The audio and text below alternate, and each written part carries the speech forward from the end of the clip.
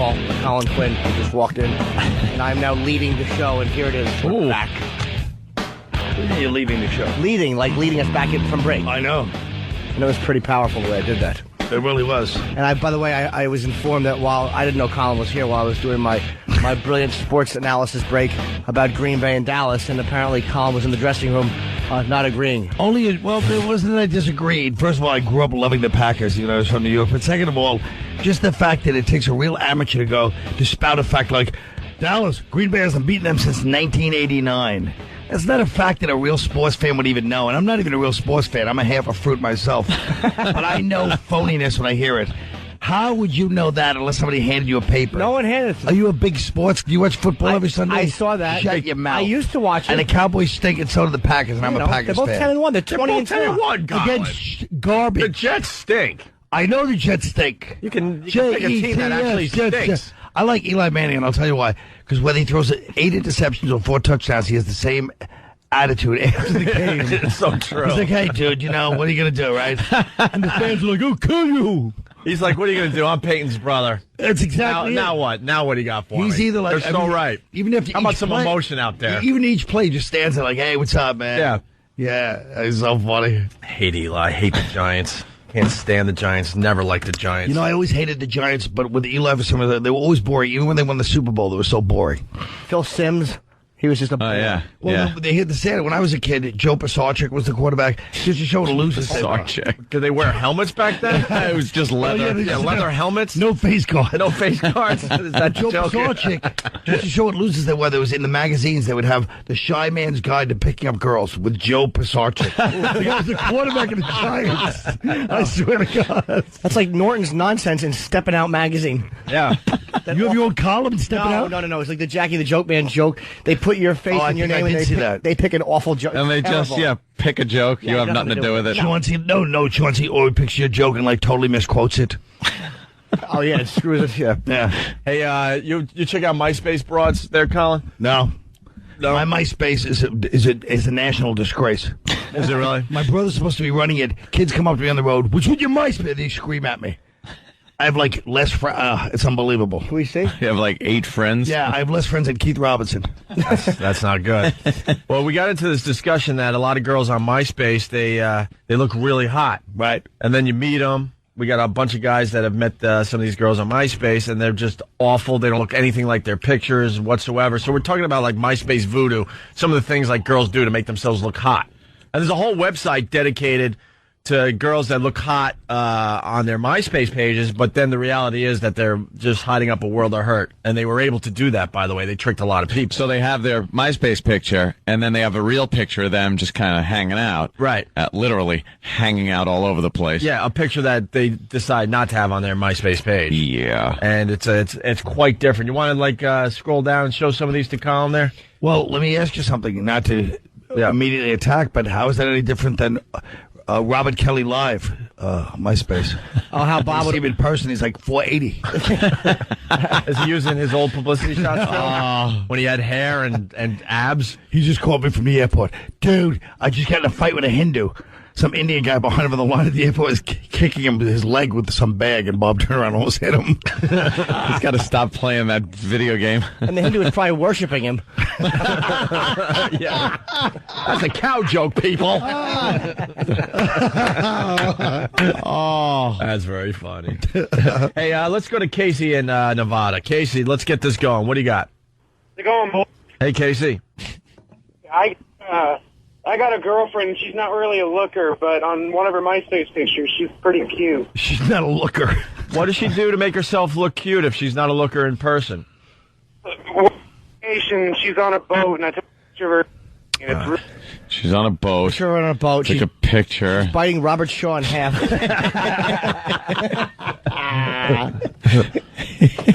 All right, well, your phone's crapping out. Maybe you can call us back. Let's go to Baltimore. Drink to your girl. Yeah. What's up, boy? Hey, Jason in Baltimore, what's up? Hey, what's up?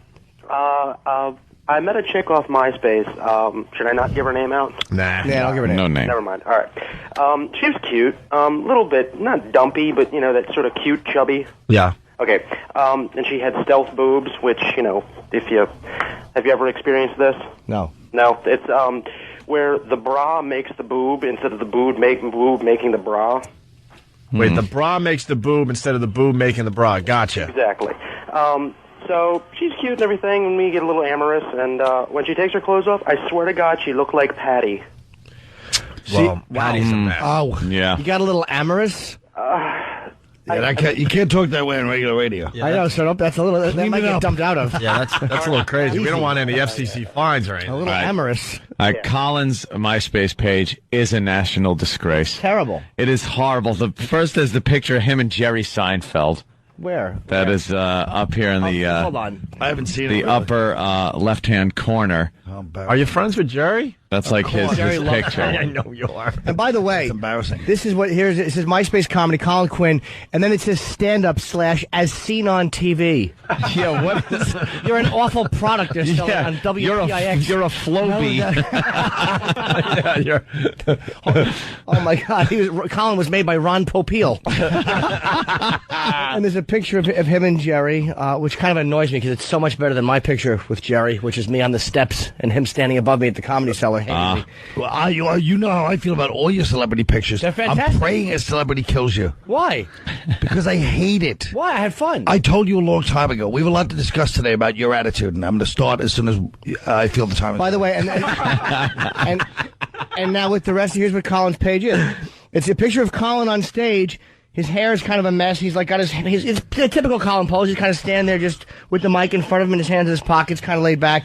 But it's the same picture, one on top of the other. It's a tightly tiled background, which means instead of just having you on stage at Joint in Las Vegas, it's 800 pictures of him next to the same picture. It's tiled. Yeah. I don't think my brother put this up. I don't know what this is. I honestly... This is your MySpace profile. It is. It's Yeah. MySpace. I got to do something. It is. This isn't a fan site. This is I gotta was clean made up my by act. you or somebody very close to you. And by the way the dates are, there's no clips of Colin or that I can see.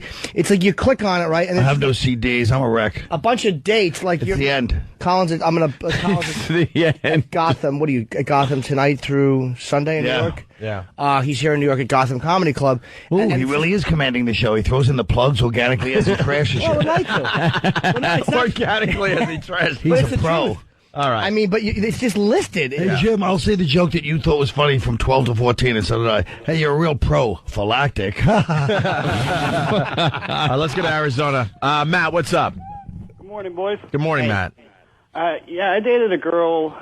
She had those MySpace voodoo pictures. She was disgusting. She looked like a little 12-year-old Mexican boy when I met her. What was good about her picture What's the then? downside? Well, she had a cute face when she. Exactly. She had a little bit of hair on her chin too, which was really sexy. I once actually slept with a girl with a goatee years ago. Yeah. But what did she? Horrendous. But the point is, what did she do on her MySpace picture that attracted you, and how did she hide all this crap? She had a vagina. That's what attracted him. All right, thanks. Let's go to Let's go to Pete in Jersey. Fair She enough. had a vagina. Pete, Hey, what's going on, boys? what's up? Hey, listen to this one. Go to meet the chick on MySpace, and she puts a picture of herself from like 10 years earlier. And then you go to meet her at the bar, and she looks all of the 45 that she really is. Yeah, they do that all the time. It's an older God. photo. You have to look at other stuff in the picture. Like if Yeah. you're getting out of a car that was in Freebie in the Bean. You should probably. Be in the Don't bean. get a joke like that. They'll remake that movie and ruin it too. I can just imagine. Let's go to Mike in Pittsburgh. Mike, Hey, what's up, guys? hey, go to that website, E-Rock. What's up, Mike? I've been burned a few times. I checked out a few girls who look totally smoking hot, but their photos are cropped out, their faces are like blocked out. Yeah. It's like a mirror shot, and then you go up and you meet them, and their face is just like divots. Disgusting. Hey, is that a real picture on that website, E-Rock? That one I'm not sure. Oh, I come think on. It is. I'm That starting to girl's think it's a huge. real picture. Oh, it is a real picture. That girl's gigantic. She may have had. There's a picture of a girl laying on an orange blanket, and she looks like she's probably 500 pounds, and she's propped Yeah. up on her arm with her breasts kind of like in a sexy little top, and like the middle of her looks good. Like her face and her cleavage looks good. The rest of her, she looks like just a sea animal. So, yeah, if you show just the face and the breast, she looks like she could be a skinny I believe girl. they would call that the MySpace iceberg. Yes. That's like 90% of it you can't see, and it's the most dangerous part. Yeah, it's cropped to the point where you see her cute face and her cleavage, and she looks like a regular looking girl. Human being. She looks like a human being. And then you realize that what she's not showing is a really, really, really large. Yeah, she should have Carrie Fisher on a chain. Right. What are some of the other ones? What is this website, by the way? We'll link it up. All right, we'll link it up. I heard Chris Hansen is doing a Catch a Predator with those girls, where he brings them and it goes, "What's wrong with you?" He goes, "Sit down. What are you doing here?" Yeah. I'll be right back. Look at you, you fat pig. And they don't even answer. They just go right for the cookies. They don't even use their hands. They keep their mouth in the bowl. It's worth it when they try to run out and the cops throw them on the ground because it's so fat it looks hilarious. All right, go to the other one. So then they talk about the MySpace angle, where the girl figures out what angle makes her look good, usually like a profile shot. And they're showing an example of this girl. She looks really, really hot in her profile. It's a side shot. She's looking to the left. Yeah. And then there's another picture of her, which is more, from her breasts up, and you can tell that she's pretty large and should be playing for a football She's an team. elephant. Yeah. And what they do is they use the hair to loop under and cover their neck. Oh, yeah. Yeah, so you don't see the neck fat. Yeah. Right. All right. What's That's the next a good one? move. Here's something that happens on By MySpace. Steve Miller. Back in Yeah, the 70s. right. This is the very large glasses to hide a fat face. Yeah. They're showing a picture of a girl. She's got the very large kind of like Paris Hilton sunglasses. Got the old guy that just got cataract surgery Right. glasses on. But the stylish version. And she looks like she could be a cute blonde, right? And then you take the glasses off, and it shows how fat her cheeks are. Mm-hmm. And it's a much different. They all wind up looking like field hockey players. Yeah, they really do. The Asian one's not that bad. This girl, she sucks in her cheekbones. Yep. So she has really nice cheekbones. The picture is kind of from above a little bit, and it's a side shot with Hair is strategically placed. right. And she's sucking in the cheekbones. You see nothing but cheekbones. This girl looks like Carney Wilson. Well, Or was it Carney Wilson? Yeah. The fat one? She Yep. actually John looks like Panette. Yeah. She actually looks like Carney Wilson when she's not sucking in the cheekbone. the angle you're seeing is picture like she's a little bit below you and you're to her left. So she's probably holding the camera with her left arm and taking the picture from above. And like She has no friends. she Yeah. shouldn't. She shouldn't take herself. And she has her right hand up like, stop! Like she's holding her right hand up like she's doing some sassy pose. Sassy.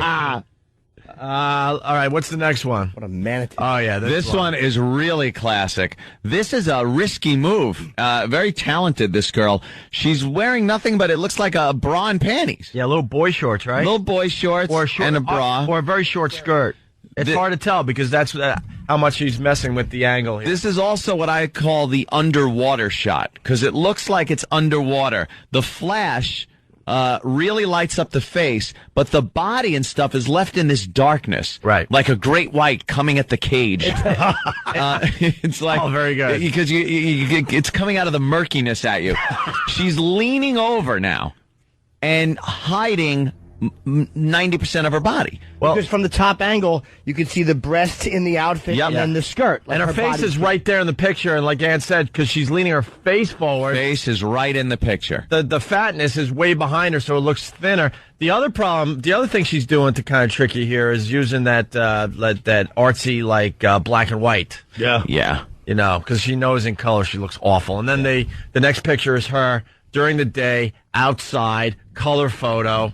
It looks like she's in front of the Alamo or something. Soccer mom. And she is... She's dumpy. she's nowhere close to... She's a dumpy girl. Dumpy. She's nowhere as close Yeah. to that other picture with the short skirt. You couldn't even, if you put those pictures with like 5 other pictures, Yeah. you would never, ever No. pick her as the same girl. Like, I'd let her service me in the car, and then I'd kick her out. Like, she's not atrocious, but she's a dumpy girl. But Dumpy. if you were meeting the other picture, it's the same girl, you would take her out to dinner and... No, he wouldn't. He'd have a service in the car and kick her out. Absolutely. Well, because he's Yeah, come not on. a real human being, but the average guy would take her to dinner. If the girl on top showed up, I would at least talk to her before I took it out. Yeah. The girl on the bottom would literally walk in my door, and as she was sitting on the sofa, she'd hear this. Zip. Wait, no, I thought that would get a big, like, buckle sound. Now That the was my- buckle sound didn't really work. Yeah. Yeah. okay. Very well. That's you need a the- Foley You're a engineer. little rusty since your enema on stage closer days. Oh, you Working remember with that one? props. Oh, yeah, when I would hold the fleet enema. Oh, ugh. What's the next one, Did it ever E-Rock? occur to you Prop guys hack. did it ever occur to you guys that these pictures say more about us and what where values are than the ladies? Yeah, but we don't like thinking about that. We feel better about ourselves by making other people feel bad, Colin. Now, You know. Oh, do I ever? this next picture is a girl. Same thing, kind of that artsy, not black and white, but one shade of color. You can tell she's kind of a chubby girl, but Picture's way overexposed, right. too. Her Yeah, face. go for the Natalie Merchant Yeah, vibe. her face looks smooth, like there's not a blemish on it because, like Ann said, it's overexposed, one shade. That face isn't bad. And then the Not bottom, bad. Rocky Dennis. Right, she's got... It's Rocky It Dennis. says at the bottom, picture taken by local Erie fag hag. Friend, high school friend and fag hag. The other important thing to point out with the good picture of the two, she doesn't have her mouth open. She's smiling and covering her teeth. And we find out why. She has horrific teeth. Yeah, there's a problem there. She usually wears glasses and awful glasses, and she has all sorts of acne on her face. Well, I like the way It's I like the way like, Opie does it, rosacea. like Jim Garrison. Yeah. And he goes, he's like Jim Garrison in the Kennedy or something. Yeah, She JFK. doesn't open her mouth, and then in this picture we find out why she's got awful teeth. This country was founded. Remember, you're a dying orthodontist. She has gigantic gums. Yeah. And like, if you look at her teeth and gums, there should always be more tooth, but it looks like a pink and white even separation. Like her gums are the same size as her teeth. Way too much It's gum. disgusting. Let's say hi to Tara. She's Lot from going New on York. there. Tara, what's up?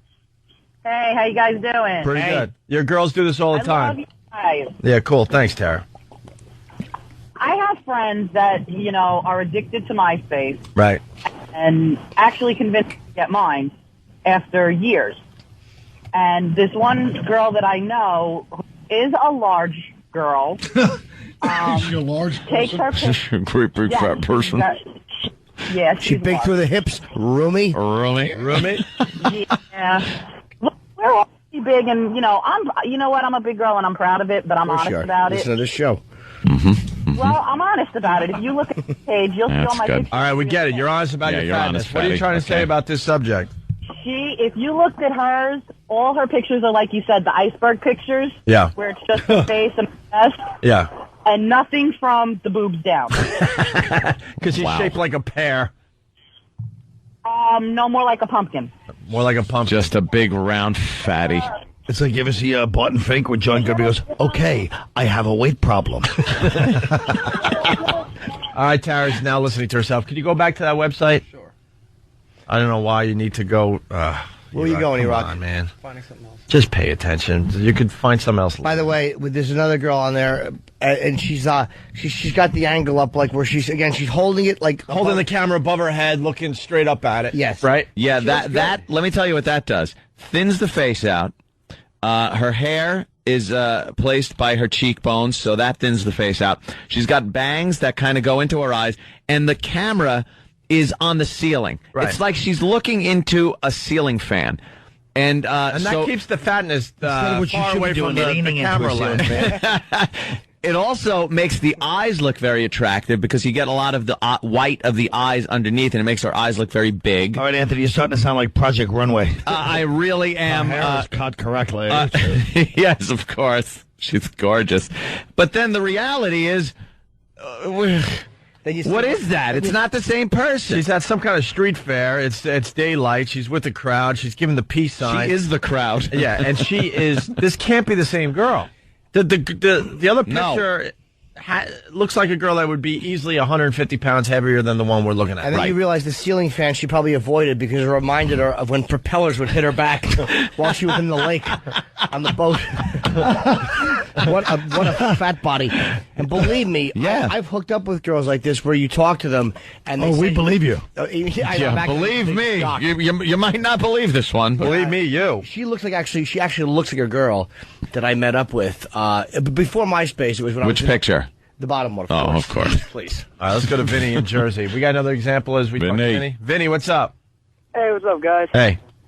All right, yeah, so I met this girl on MySpace. It was about last year, actually. She looked cute in the pictures, you know, the lighting was all good. She had this nice, fine blonde hair, pretty face. So we agreed to meet, all right? So I meet up with this girl. She steps out of the car, and I thought I was in Mario World or something. I swear to God, this girl's like Kirby. She was what? She looked like Kirby from, you know, the old Nintendo game. Nice reference. She was a fatty, huh? Yeah, man, like the pictures look She looked like awesome, Tyrant man. from Resident Evil. Yeah. All right, very good. Let's go to Princeton and say hi to Phil. Phil, what's up? Phil? Hey, how you guys doing? Hey. You missed a real biggie here. It's the women that go to the mall and get a glamour shot with a fuzzy filter on it. Yeah. Oh, those glamour shots. Yeah, fuzzy filters. There's another Wow. trick. A totally contrived pose, and it's like, ugh, you know, 80s hairdo and an outfit from I don't know where. 80s hair to the big puffy hair. We are jerks, though. Colin is right. Like, these are girls who just want to have a few MySpace friends and finally understand what it's like to kind of be cute and have guys flirt with you instead of avoiding you like the disgusting animal that you are. I understand, like, you But know. they don't have to show up then, you know. They can just keep it in. I agree. I understand maybe putting on a little makeup, Jimmy, and maybe turn the lights down a little bit for your photo. But Yeah, yeah. Why don't you explain the next one? That is brutally deceiving. That's trickery right there. That girl should be arrested. She should be arrested. The next one is amazing. Yeah. Explain right this there. one. Well, Over basically that what I monitor, said. Colin, sorry. Basically what I said, she turned down the lighting to make it nice and soft. She definitely put a lot of eye makeup on around her eyes, that, you know, to make them all dark around the edges there, right? And turn down the lighting to make it soft. A vampire would go, could we turn on some lights? Yeah. And And his pitch black, excuse me. No, you know what the problem was? I forgot to set you up. How dark is it? People can be cruel. Okay, I have a weight problem. the bra is the bra couldn't be skimpier. So skimpy. The bra couldn't be skimpier, showing How skimpy was it? showing ample boobage. Very nice breasts, right? Yeah. Very nice. Nice black bra. Get to the sluss and cut off. Get out of your car. Cut off your sluss and back into your car. Go to the I-5. Marty's talking about Syracuse. Sally Syracuse on there. And once again, the photos from above. She's kind of looking up at the camera, and you see the nice face with the eyes well done. Yeah. And very nice boobage and a very, very skimpy bra. That's all you see. You don't see her waistline or nothing else, right, Jimmy? Yeah. And then what would we get? The next photo. And that's after training camp for Nebraska. The next photo is her still with the kind of the same look on her face, but it's a front shot where there's a censored across where her breasts would be because obviously she was topless. Yeah. But then it shows her below all the way down to the thighs, and it looks like a human head has been placed on an elephant. Yeah. That's what it looks like. It is taking a light bulb, turn it upside down, and put hair where the screw end is. Wow. That's what she looks like. Yes. Giant, big, fat person. But not as useful as a light bulb. She can't light a room. She darkens everywhere she goes by her blockage of the sun. Picture shallow Hal with dark hair. Yeah. She's that big. She is that big. And that She's got the picture- biggest panties I've ever seen in my life. The top picture is stunning. Yeah, absolutely. You'd want to meet the top picture, right? Yeah. Would it be one of those cases where the guy kills her, like when they find out it's a transvestite and then the guy kills her, you know? Or let's do a movie like Boys Don't Cry about a fat, ugly girl. Or when the guy kills her, or when the guy continues to see her anyway, just pretends he doesn't know. The guy, you know. You know, the I guy. have a friend who... and by the way, Bob Kelly's picture, if you're talking about Bobby Kelly's picture, is if you look at Bob Kelly's picture, he's got like this sassy lip pursy thing, like he's blowing a kiss. And he looks like the professional. Yeah. He looks like the guy from The Professional. Dude. Wow, those are old Bob Kelly pictures. They're deceitful. Like there's a picture of Bob with his middle fingers up, like, dude, like he's a real rebel. Hey, F you, dude, too MySpace hard. rebel, F you. He's trying too hard to be cute. But it's because Bob used to be such a handsome stud, let's be honest. Yes. But now, you know, he doesn't realize. Yeah. All right. It's horrendous. Let's go to Kyle in Michigan. Kyle. Hey, good morning, boys. Good morning. One thing these big fat messes do is they'll take pictures of themselves peeking from behind a tree. Linger longer. Oh, wow. All right, that goes back. I did work at a radio station, and we all had to take publicity photos, and there was a girl that had a real hot voice, but she wasn't much of a looker. So they decided to put, like, Tom Cruise sunglasses on her and have her peeking from behind a tree. What is to continue the clever ruse? You saw none of that girl. What do you mean? None of it. Like, it was a tree, the side of her hair, and glasses. I don't want to blow up her spot. She's really nice, but she had such a hot voice. The radio station understood a lot of guys were listening to her at night because they're picturing a really hot girl because her voice was so hot. Mm-hmm. But then, this web thing became huge, and everyone needed their pictures online. And like, ooh, what are we gonna do? So it's Tom Cruise glasses and a tree for her. So there's another website. What's this one, E-Rock? What is that one? This one's called The Truth About MySpace. It shows you all the different poses and is it techniques. TheTruthAboutMySpace.com? Well, what is this one? DrunkReport.com. Better be. And then you can find it /MySpace. The Truth About MySpace. Yeah, the one we didn't talk about, the blurry picture. Go to that second one, E-Rock. Can we see the second one, the Asian girl? The Asian girl, the self-portrait is used a lot. Why would it be at The Truth About MySpace? Why would it be? What are they doing? They're showing you tricks, but you can't see what the girls really look like, so these might not be tricks. Yeah, but they're talking about extreme angles, the up-close dark photo, what else? But they're not showing you the girls as they are. Like, these could be the way they really look. This could be an accurate representation of the girls. The long hair. First of all, Jim, you just saw it for 1 minute. The guy worked a long time on it. Why don't you give it a break? Quit critiquing the guy's critique of MySpace and let it slide. No, I want more detail. He's not giving us details. Well, they're saying that when you see the obvious photo of the goods, they call it, like, the girl down below, and she's not willing to show her face, that's a problem, too. No, she just knows what a man wants. No one cares about her head. She can have advertising taped to her face for all I care.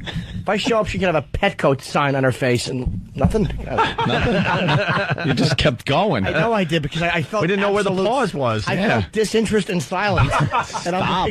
We needed a period there, so Let us we know laugh. that the sentence was over. Well, I figured I would use that to I would say I'll take the fact that everyone here sees me bombing, and I'll spin it into a good one, and it's just the Petco one. work. Let's go to Jeff in New York. Jeff says dating websites even worse. Jeff. Hey, what's up, guys? Hey. Yo, your shows have been on fire lately, for real. I just want to let you know. For real, yeah. Thank you, sir. You have no idea. The photos on these websites are like glamour shots compared to what these broads look like in real life. Yeah, that's what we're getting at for the last half hour. Yeah, I can understand that on the dating site, though. But again, wouldn't you be embarrassed to show up? Like, I would rather show pictures of myself that are less attractive, so when I show up, they're like, wow, you're a little cuter than I thought you'd be. I think everyone tries to look good in a photo, but there's a point where you're just being ridiculous with what you really are. Like, if I want to meet a girl, I'll take a photo of myself. I have a sweater and I have like a collar shirt under it and in front of a fireplace. That's a good look for you. It really is. A gentleman's photo. Yeah. Let's go back up to Boston. Listening on BCN, it's Charlie. Charlie, what's up? What's going on? Hey, man. Hey, what about a nice, accurate picture of a hot chick, and then when you finally meet her, you see that the arm crutches that she wears were never in any of the photos. What, like the arm braces? Did that happen to you? Yeah. So you Yes, it did. so you met her and she comes popping out of a car and then starts walking over with her crutches? Oh, she was already sitting down in the bar, dude. Oh, wow. Very nice. Let's go to Elaine, I think, in Boston. Elena. Hi, how are you? Hey, Elena. I just want to say how horrible I think MySpace is. My husband was put in jail over somebody copying his MySpace page, and no one did a thing about it. Wait. All right. Wait a minute. This this sounds interesting. Yeah, we're going to pick this story apart. Hold on, Larry Craig, family member, believable excuse. What? Yeah, what are the details of this? Details. Okay. Somebody copied his MySpace page, copied just his picture, made that fake page private, and what they did was they sent his ex-girlfriend a threatening message. No, because IP address would be revealed that it wasn't from him, and he would not have gone to jail. Oh, well, here's the best part. The DA, the courts, no one ever did anything about that. If they did their job right the first time, he never would have been taken to jail on my birthday. Well, hold on. Who was his defense lawyer? Was it Arthur Kirkland? She doesn't care that he went to jail. She just cares that he went to jail on her birthday. Anyone else pick up on that? Yeah, ruined my birthday. She doesn't care that he went to jail. You self-centered. Why do you have to do it on my birthday? What happened with the ex-girlfriend? What happened? Yeah. Oh, I don't know. Honestly, no one knows where she is. No one really gives a crap about where she is. Oh. But all I know is that she's living a good life right now because she doesn't have to worry about what's going on. She's in the clear. Breathing. I just thought it was her. So wait, miss, you're saying that he went to jail for a threatening MySpace message? You're not telling us that everything. he didn't send, and then the girlfriend disappeared. Oh, yeah, they also found dead bodies in his backyard in shallow graves. But Here's where she is, she said. Yeah. No, this actually happened back in August.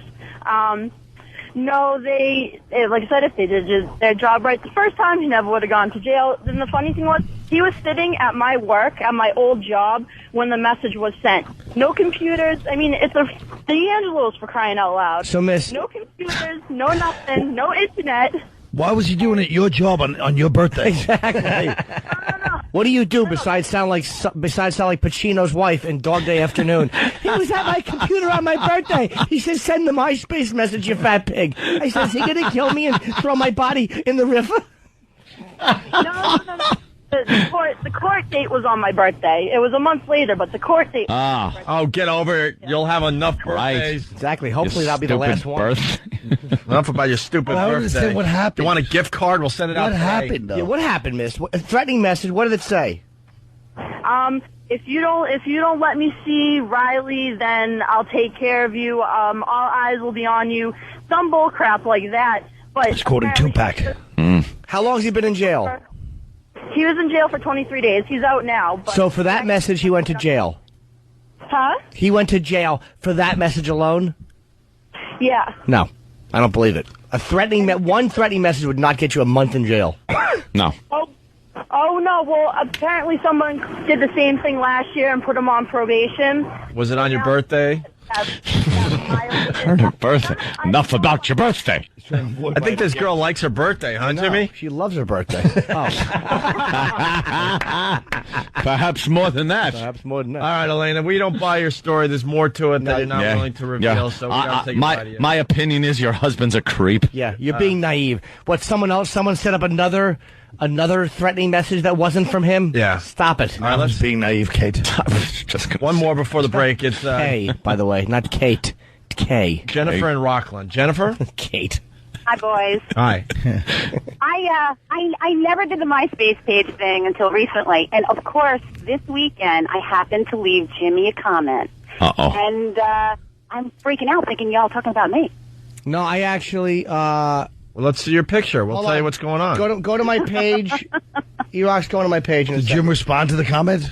No, Jim did not respond to the comment. He's got thousands of people leaving comments. He ain't gonna comment. Of course, there's a million people. Well, when did you leave the comment? I'm just thumbing through a few of these myself, trying to. People are giving me links to MySpace, and right. He's in there just hey, horrific. Jennifer, can we look at your MySpace picture? Why you do some of that MySpace voodoo? No, I don't. By the way, we want everyone to throw MySpace voodoo in Google today. MySpace voodoo. Did you try to take? Did you try to take a sexier picture than maybe you should have? No, I did not try to take a picture. I just took pictures that I had. Oh. So you get points for honesty. Yeah. All right, we're jammed up here. Hold on the line, Jennifer. We'll try to get back to you after the break. We got Colin Quinn in studio. He's playing Gotham Comedy Club, what, Friday, Saturday, Sunday? Yes, Thursday, Friday, Saturday, Sunday. I was trying to show Colin how a real page was set up, by the way. Not just the same photo 30 times with your dates in white, which are hard to read. Yes. Have someone else do your page. Yeah, I'm good. I mean, go down to the top, just real quick, just show them. Go down to the top of the page. Who does your page, Jimmy? My agent. And I answer the emails. To the very top. First of all, nobody asked you part two of that. You don't answer all your emails and lies. I do. Let me explain. Shut up. Let me explain why Jimmy. Let me explain why Jimmy wanted us to go to the top of his MySpace page, because there's a huge banner that says Jim Norton in concert, New Year's Eve, Northport Theater, Westbury. He's not too help you. I am trying to help. That was a clever way for us to get his plug in. Opie, you New Year's Eve show. Opie, you're too cynical. With tickets on sale this Friday at 9 a.m. Click here to purchase tickets. It's all right there, right, Jimmy? Yeah, you want to go to What does feed? that have to do But you're about a not nice doing this about MySpace nothing. page? Because you have to have links to your stuff. You just have a bunch of white letters. No one can read your stuff. But you're saying the Northport what? New Year's Eve gig? What? North Fork, it's Westbury Music Fair, Yeah. New Year's Eve, I and think tickets you're are on being sale cynical, tomorrow Opie. morning. That's not about me, it's about you. You're in New York somewhere, too, this week, which Colin, is nice. I know you're right there with me. Give me That's right, baby. give him a little fist touch there on that one. It's Opie and Anthony. We'll continue. Colin Quinn in studio playing Gotham Comedy Club here in New York City, Thursday, Friday, Saturday, and Sunday. There you go. There you go. What are you talking about with this? Wilford Brimley. Yeah. I was just on YouTube, and there are so many Wilford Brimley little goofs that people have put together about his diabetes commercial. You ever see that one where he talks about getting your diabetes supplies from Liberty? I get them delivered to my house. I got diabetes. And everyone I know, and every time I see it, I go, why isn't he saying diabetes? What is diabetes? Oh, That's my catchphrase. And then someone's like, I want to be the beatus man. The beatus man.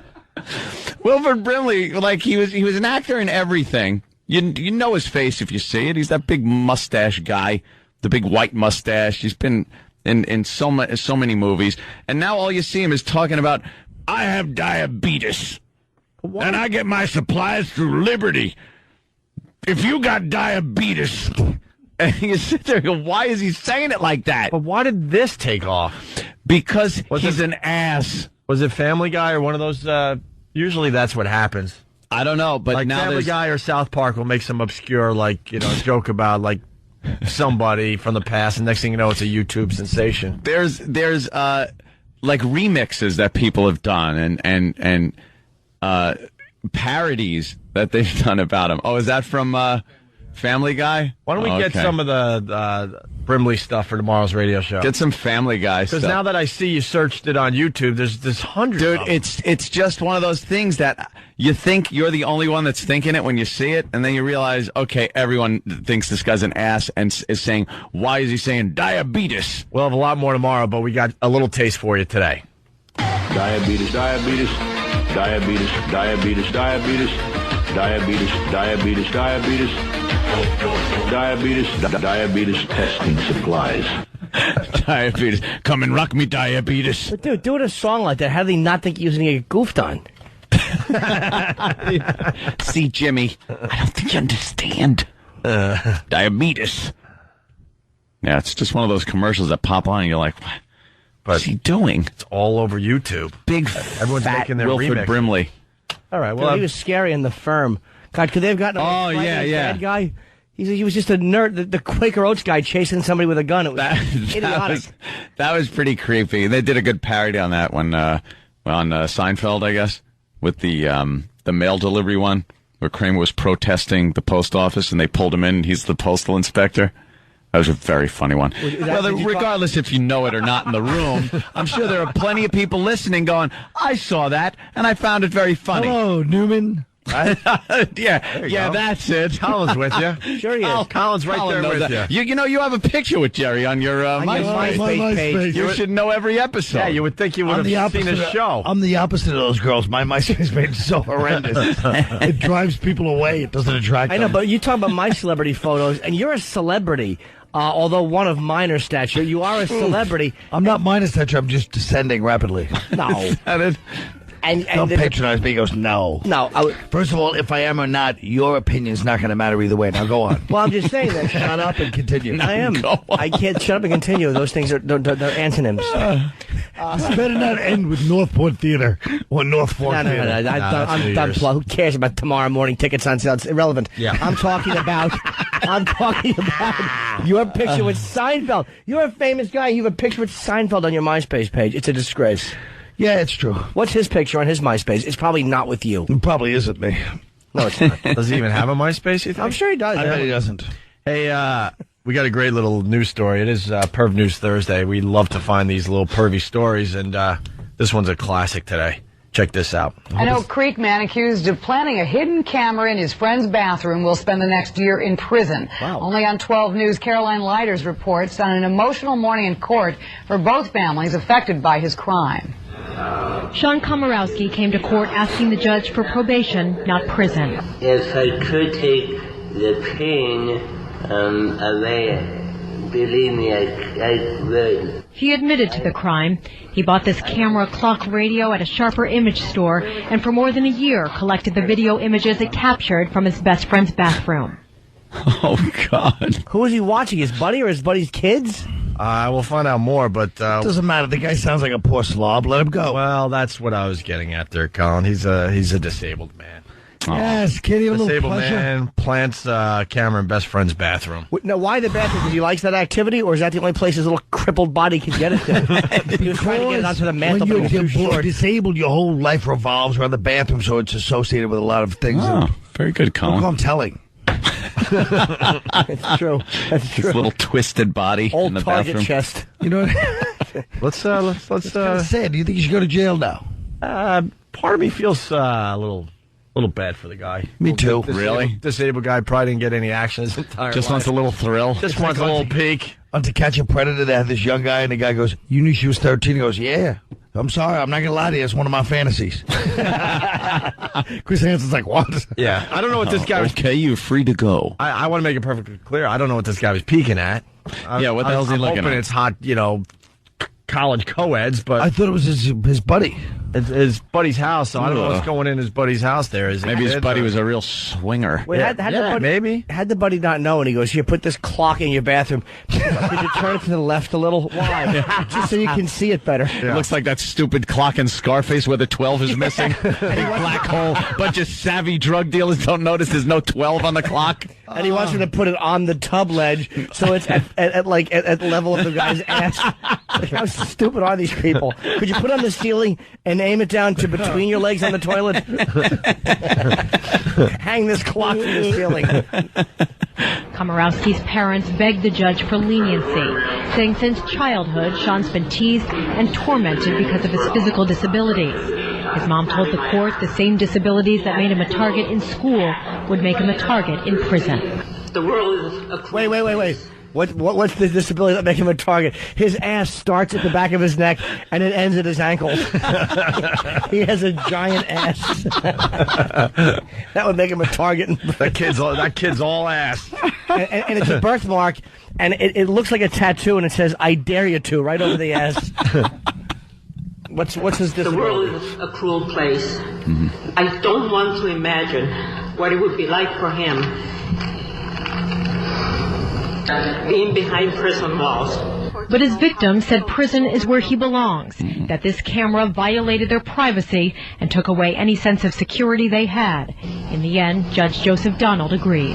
This court finds that the probation recommendation would unduly depreciate the serious nature of this offense. He sentenced Komorowski to a year in prison, his family devastated, saying he needs help. His victims, who didn't want to be on camera, were relieved. But they don't want to explain who the victims were. And what was his disability? I don't know. And show the video from the clock then if they don't want to show up. They said his disabilities. It was Komorowski's Polish.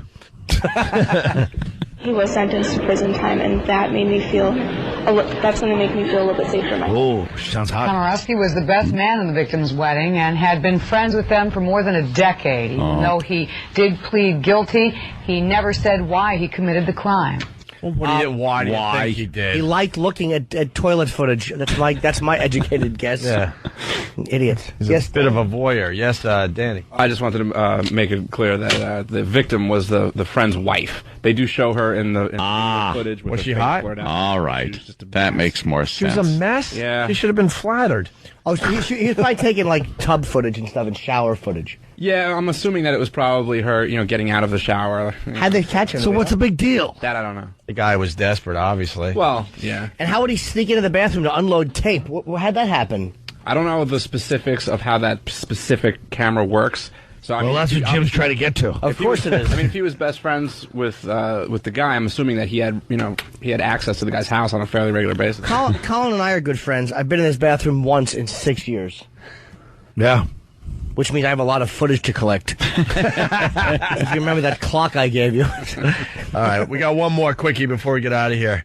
Perv News continues with this fine story. He calls himself baseball player. Some holiday shoppers, though, are using a few different terms to describe him, or at least his actions. That's disgusting. Disgusting. It's disgusting. Oh, there's your... I love it when the local neighbors, resident. those who contribute nothing to the story. Yes. What are they going to say? That's yeah. fantastic. What's he do, this guy? We're going to find out, but obviously it's something horrific. So wait, we're hearing the opinions of neighbors and other people before we hear the crime. Well, I think it's opinions of shoppers. From what I got from the beginning of that story. Shoppers? Some holiday shoppers feel there's another word. Oh, holiday shoppers. People that are standing online for a Wii or something. He's getting in the way of the commerce thing. Can we start over again, please? I'm sorry, my Here we go. apologies. Running out of show. He calls himself baseball player. Some holiday shoppers, though, are using a few different terms to describe him, or at least his actions. That's disgusting. Disgusting. It's disgusting. There's obviously something wrong with him. According to the website Added a consumerist.com, lot. which is a consumerism blog, this man is a, quote, bad consumer. Why? Because the 21-year-old college student who likes baseball and camping also likes masturbating in the Arrowhead Town Center in Glendale. These days, I tell you.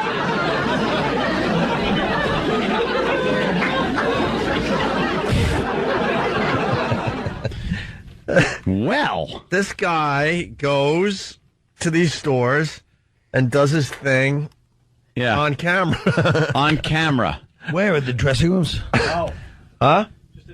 Yeah, just in the aisles. Yeah. How fun would that be? That's his gig, man. Let's learn more. The mop guy must be busy in that place. This man has posted more than 30 videos of himself masturbating in many stores. Stores like Dillard's, Walmart, and Barnes & Noble. But so far, neither police nor Arrowhead Mall has received one complaint. Now, though, after 3TV contacted them this morning, they've launched an investigation. We are aware of the website, and we're working closely with Glendale Police Department to check its validity. But to date, we have no reports of this incident. This guy rules. This guy does rule. Someone told the news about his his videos online. He's just finding his internet angle. His angle is to go. That's it. He wants to be an internet star. Him doing his thing in the aisles of big time stores. Good for him. What do you got, Dan? Yeah, it's good for him until you bite into a Cinnabon at the Starbucks and Barnes & Noble. The stills from the news story were just hysterical because they had taken obviously still frames from his videos that he made. So it was just like you'd see some old grandma like looking at a towel or something in an aisle, and just everything below the waist has been blurred out. I think I've actually seen footage of this guy. I saw something like that where a guy brought his own camera, obviously in a case, and he's in a library, and you could see he's got sweatpants, and he's just pulling the sweatpants down. He would do it for a second, and there's a fat lady in the back perusing books. It was just antisocial behavior. Yes, of course. In my ideal world, a guy like him, good for him, would be killed. Really? Why? Yes. He's ruled. You don't like him, Colin? No, Come on. I don't. I'd kill him. Let's and by the way, just finding his niche in showbiz. Can I say one thing? While we were doing this, when it's about surreal, the whole time we're talking about this, in the background, I'm watching Montel Williams play Guitar Hero 3. Yeah, that was a little odd. Huh. This world is finished. This is the last of the story, because we got to get out of here. Police say since this morning, they believe the man has pulled all 30 of his videos off the internet. Pulled the videos. Right now, they're trying to identify him and want to figure out if there are any victims of indecent exposure. Meanwhile, holiday shoppers say if they should run into the man who calls himself baseball player, they'll run faster than a real baseball great stealing home. They always have a funny little, way to wrap it up. That's so funny. Why couldn't she have said something funny to tie it for baseball? Like, they'll run faster than Thurman Munson from Flaming Wreckage. If you're going to go with a baseball reference, they'll run faster than Billy Martin's forehead from a windshield in the snow. Because it's California, they're not going to do those references. Oh, you're probably right. Not Yankee references. So that was a non-story. He was getting away with this. No one noticed. So we're going to continue on XM. Are you coming over, Col? Oh, yeah. Good boy. There you go. Colin's at Gotham Comedy Club here in New York on 23rd Street tonight through Sunday night. What? Okay, 23rd Street tonight through Sunday night. I guess, I don't know what their website is, but Gotham Comedy Club. is pretty easy. Oh, tomorrow we got Jason Statham and Guy Ritchie are in studio promoting their new film, which I can't see because the publishers won't give 3 copies. Thank you, stupid. Shut up, you crummy idiot. I want to see the movie. You stink at the host. Get off. Opie, do it. I'm very good. You're terrible. Tomorrow morning, my New Year's Eve tickets go on sale for the whatever. Get him off. He's crummy. I'm not crummy. Watch your language. Why don't we give some love to Syracuse today? Stay tuned for Alexis Scorch on 95X. Scorch, the Kingdom of Nakedness, is at another station. I don't even know where he works these days. Who knows? It's all about Alexis on 95X next. Oh, that was just, I'm sorry. I was watching just a bit of Roots. All right, we're out of here. See you guys tomorrow. I got no place to go. Dad, don't you? Talked about her earlier. They got a nice picture of her on the paper over here. It's the Opie and Anthony show on XM good. Satellite Radio. Jimmy is chomping at the bit over there. What do you got, Jimmy? Well, me and Colin were just insulting each other. Oh, it's just they're just very hurtful. No, because Jimmy would have a great suggestion. You guys have to have my manager, and he's got some wild tales from his trips. And then I mentioned, let's bring my accountant in, you jackass. No, see, that's where your mouth. That's where you're wrong, though, man. I've heard these stories from Jonathan. The guy's fucking insane. Yeah, he's got to be a fucking arms dealer. It's not like he's going to Vegas or to Yosemite. Yosemite. This guy is like, he's got pictures of African kings going by with armed guards as he's on the side of the road for the parade. He's like Jay Peterman from Seinfeld. Yeah, you know that show. It's not exactly. Yeah, it's not exactly like. My mate, there must be bring it up again. Huh? Excuse me. He's a guy that sells 700 Sundays in Sierra Leone. So I'm really not that blown away. Well, Sierra Leone. He went to Mr. Corleone. Michael Corleone. Michael Corleone. He just travels a lot. So I was just mentioning that, and as we were talking, Colin just was saying, why don't you bring on your accountant? And he was dismissing me by not looking at me with his fucking awful middle finger pointed at me. Yeah. Which I thought was Why the definitely anger? disrespectful. Well, here's the thing about Jim. As you guys know, I spoke to you guys briefly at the Pat Cooper roast, and I said I really discussed it with Jim. And as you know, I'm only half joking when I say things like that. Yeah. And I mentioned that. Here's what bothers me about Jim. What? Okay, I've mentioned this to him before. Okay, we're in a car one day, and I was probably thinking him. He drives me uptown in his crummy car, non-celebrity car. The fancy caddy. What are you talking about? It's a caddy. The key is I drove you uptown. Obviously, you haven't taken a ride with Jimmy in a while. Camry caddy. It's a Camry caddy. It looks like a Camry. It feels like a Camry, and nobody knows it's a caddy unless you say it. Caddy actually took the insignia off. So we're in the car, me, him, and his girl.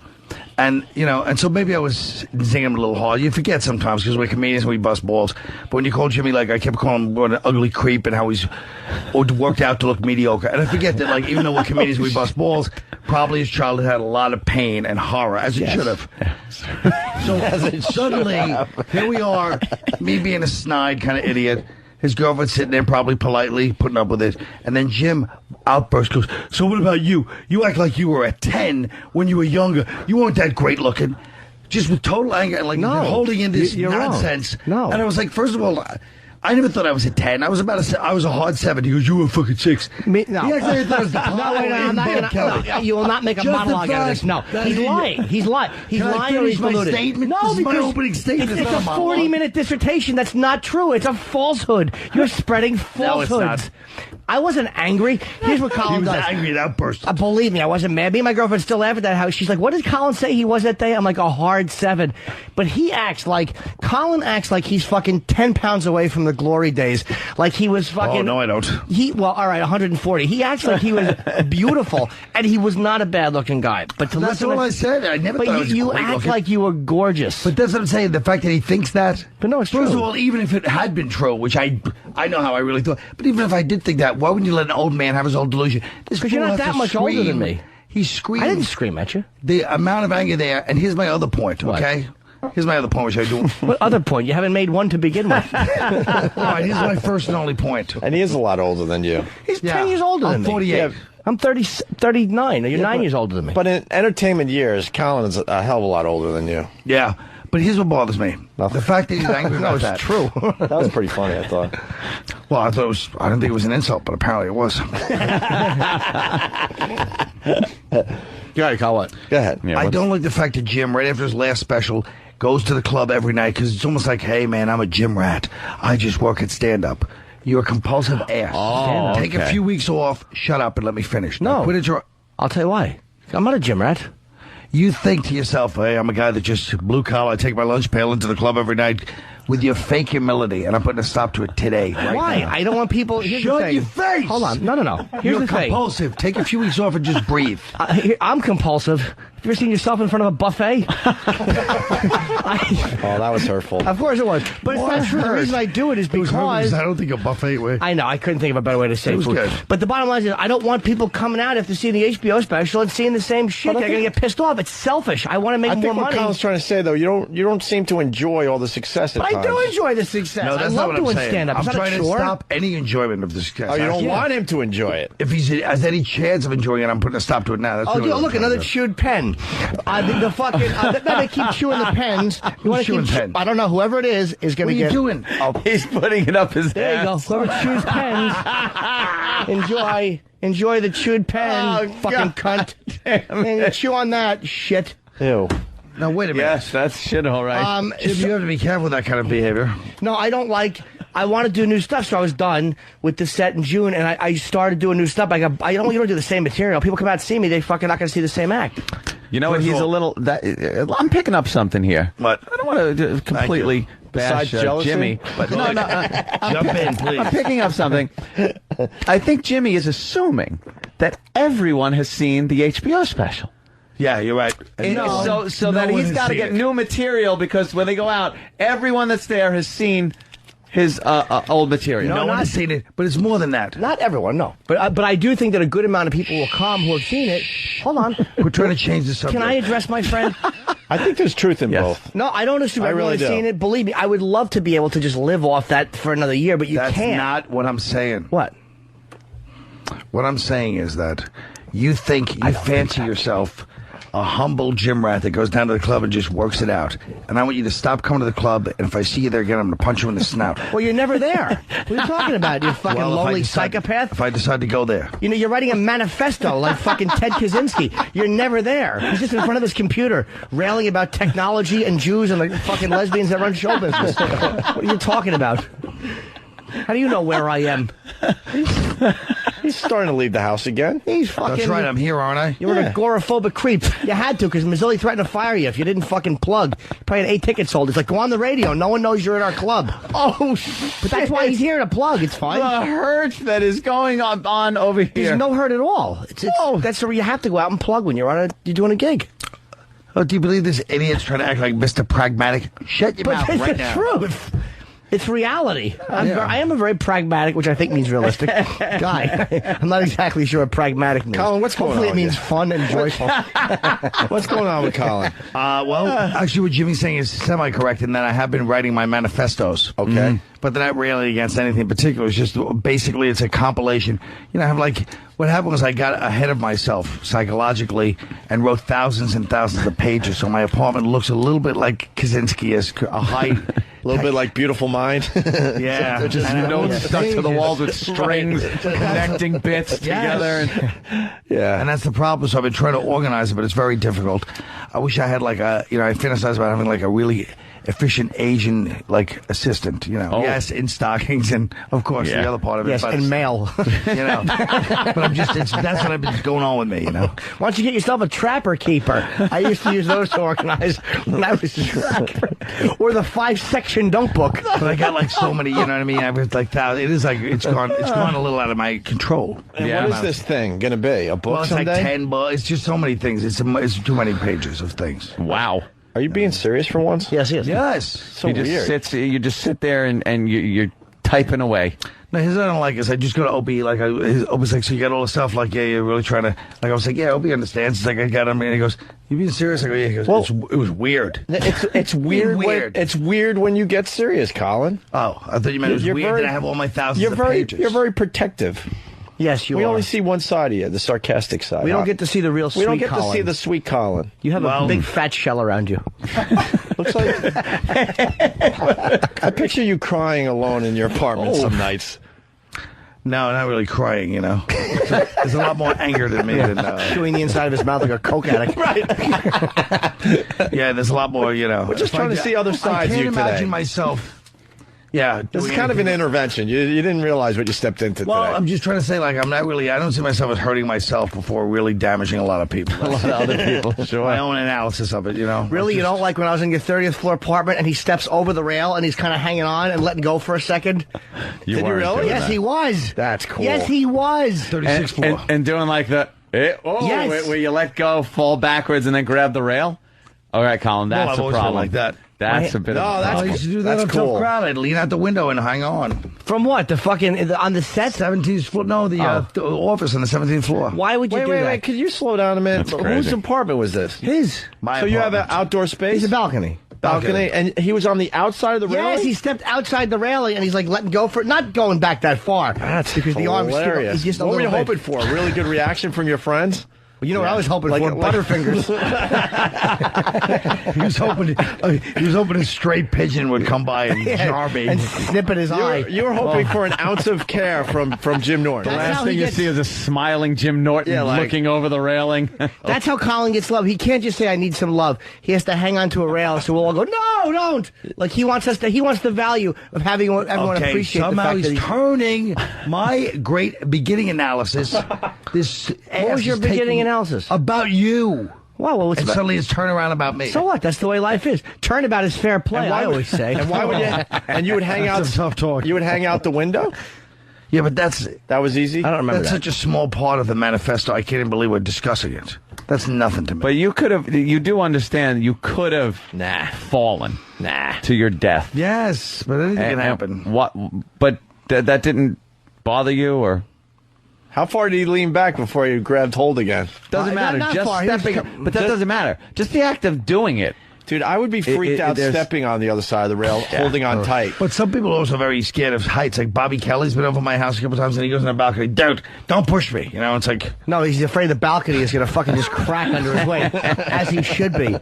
You better up back in a steamroller onto your fucking balcony, letting Bob step onto it. Yeah, he's scared that he's going to go right through that railing with a slight push. He's scared, and the balcony is also scared. They look at each other with a mutual understanding. Just look over me from inside. I'll do what I can for you, kid, but Bob stepping on that balcony, it'd be like an elephant stepping onto a piece of tracing paper. Sure. Poor Bob. Not Fuck here to poor defend, Bob. Right not in his here to fat defend mouth. himself. Fuck poor Bob with a black cock right in his mouth. That's what I say to Bob. Fucking juicy lips. Fucking grab his head and fuck his throat. You got Colin laughing. Or is he crying? Who knows? Are you crying, laughing? What do you got over there, Colin? Just an elephant of tracing paper. Yeah, Okay, it's I very got good. I don't think it'll hold. Tracing paper. So you're going to be a Gotham, Colin. Yeah. But what about the manifesto? I need an organized system. What are you trying to do? Yeah, right? what is it? I don't know. Is it like a huge book? Is it a book about your life? It's everything. It's everything. Then start writing a blog. Are you a 10 blogger? books. No. I blogged for a couple of days. It was boring. Well, then why don't you fucking stop being such an isolated homo and fucking get someone to help you Is it a straighten it out movie? and sell it? Yeah, why the isolation? I don't know. Uh-oh, we are getting serious, Colin. Yeah, he's We're breaking back him away down. from the Colin's mic. depressed, I think. That's my Are you theory. depressed? My Are you? theory is he hasn't told me that, but I theorize he's a little depressed. Self some drugs. What? the Suffolk County solution. In Nassau, my friend. I know, but where you from? Aren't you from Yeah, I'm Ronkonkoma? from Suffolk. Where are you from, Ronkonkoma? Huntington. Oh, he's no, not changing- Ronkonkoma. He's changing the subject to where you're from. That's never good. I'll go right back to it. Go ahead. Are you depressed? Why are you depressed? No, I'm actually coming out of depression, but I was depressed for a couple of years. You seem way better than the last time I saw you. Thank you, exactly. I'm dead I like the serious. fact that I'm being serious now. I'm agreeing with you. You I had said, like thank a you. you had like a distant Jesus Christ. You had a distant look in your eyes for a while there. You don't. Yes. I don't see that today. Yeah, 1,000-yard that's right. stare. Yeah. I was very Absolutely. depressed. I don't see that today. Were you? Right. Yeah. Did you name your About it. fucking computer Charlene? About anything? Full Metal Jacket. Yeah. Anything in particular, or just one of those chemical imbalance depressions? No, I think I was just depressed in general. A lot of stuff. You know, I don't know. I don't think it was chemical. You but- find yourself sleeping late? No, Knocking not out of like bed? that. I always sleep No? late. You know. How did My you get whole out of the life. depression? Just kind of just facing it. You know, I mean, I've been going to therapy for many years anyway, but Yeah. Working out and stuff. no, obviously not. How could you ask that? Why don't you ask him if he's fucking painted his face black? Jesus, open. He's obviously not. No, I'll say disrespect, something else. Jesus. I'm going to say something else. It looks like he did lose a few pounds. That's why I asked that. Thanks, Hope. Did you? What do you think of that? I'm not going to badmouth. I said just look at that 3 years of working out and no definition whatsoever. But I understand. Shut up. By the way, I said no cut your heavy definition. bag open. No I said a few. definition. I said a few, not a lot. By the way. Yeah. You want to feel the guns? I can look right here, and I'm telling you. I agree, actually. I have been kind of swinging in the wind there, fucking working out, hoping for a little definition, but I can't stop eating. It's your very eating difficult. habits. I know it is. Yeah. It's not the food. No? So what? You just started living your life again? Like, no, I still haven't started living my life, but I've been depressed. But I've just been working on certain things. But it's a lot of stuff. I hate to even talk about it because it really is about the manifesto. I hate to say it, but it really is. Yeah. And so that's been a big part of it. Is the manifesto? Is it your life? Is it some fiction? Is it like what's I don't know. It's in a bunch of different things, but it's just Different things. disorganized. Like you would just wake up in the middle of the night and go, "Hey, let me type away here," and some ideas would just spill out of you. Yeah, and also my divorce was a big thing, but I didn't realize it at the time. I forced it to happen, but you know. Do you back up your fucking stuff on computers, stupid, or no? Oh boy, what's wrong with him? Because I had this vision. This guy's opening up here. I'll tell you why. The backup process. I had this because I had this vision of him writing for years, and he's such a losing it in one losing power it all. surge. So I'm like, yeah, do you back it up? Of course, I have everything. Don't say of course. Back that shit up. You're savvy. So you never got over the divorce?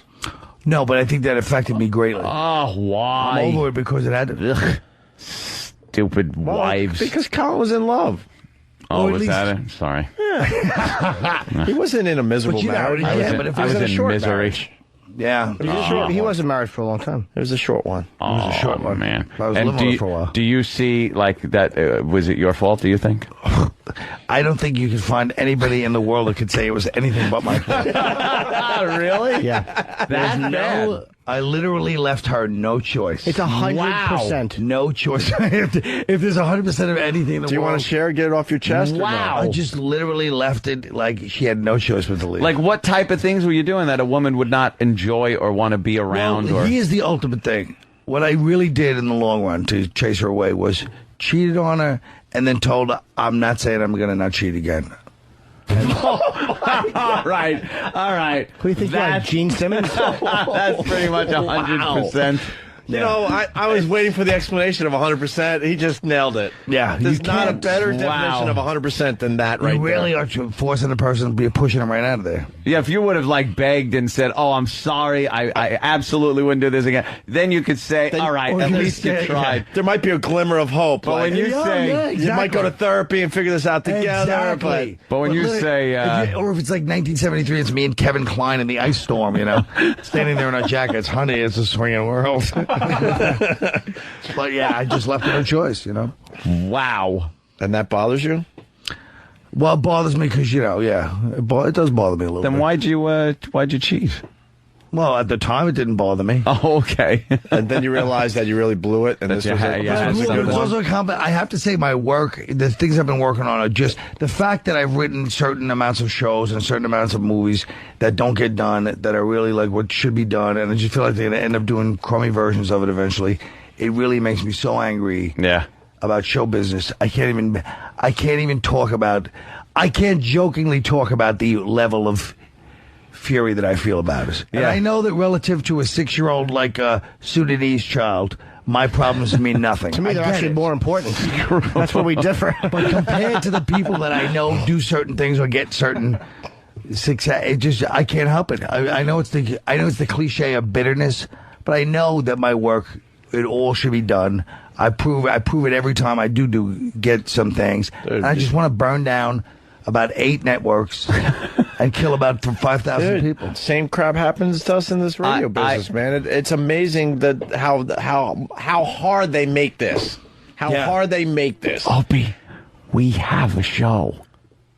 Yeah, Opie, see, the one difference is you guys have a show. See, well, without getting into detail, trust me, we can relate. Let's just put it that way. And I think what Colin needs, my opinion, because Colin told me other management problems he had, is I think you need a fucking good manager. That's what I think. Because the stuff is really fucking Colin's good. very funny, very smart, clever guy, and the idea that for years.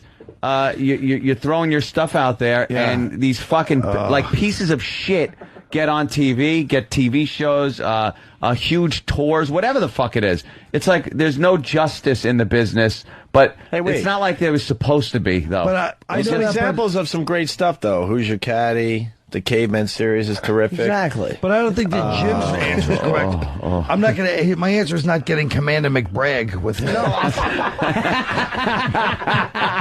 No, I'll tell you why I said that. Shut up and let the laugh finish. You're right. That's a big laugh. It was there we were. Me, Robert, and Billy, and Jack Rollins. My goodness, what did you do, McBragg? Well, I pulled out a toothpick.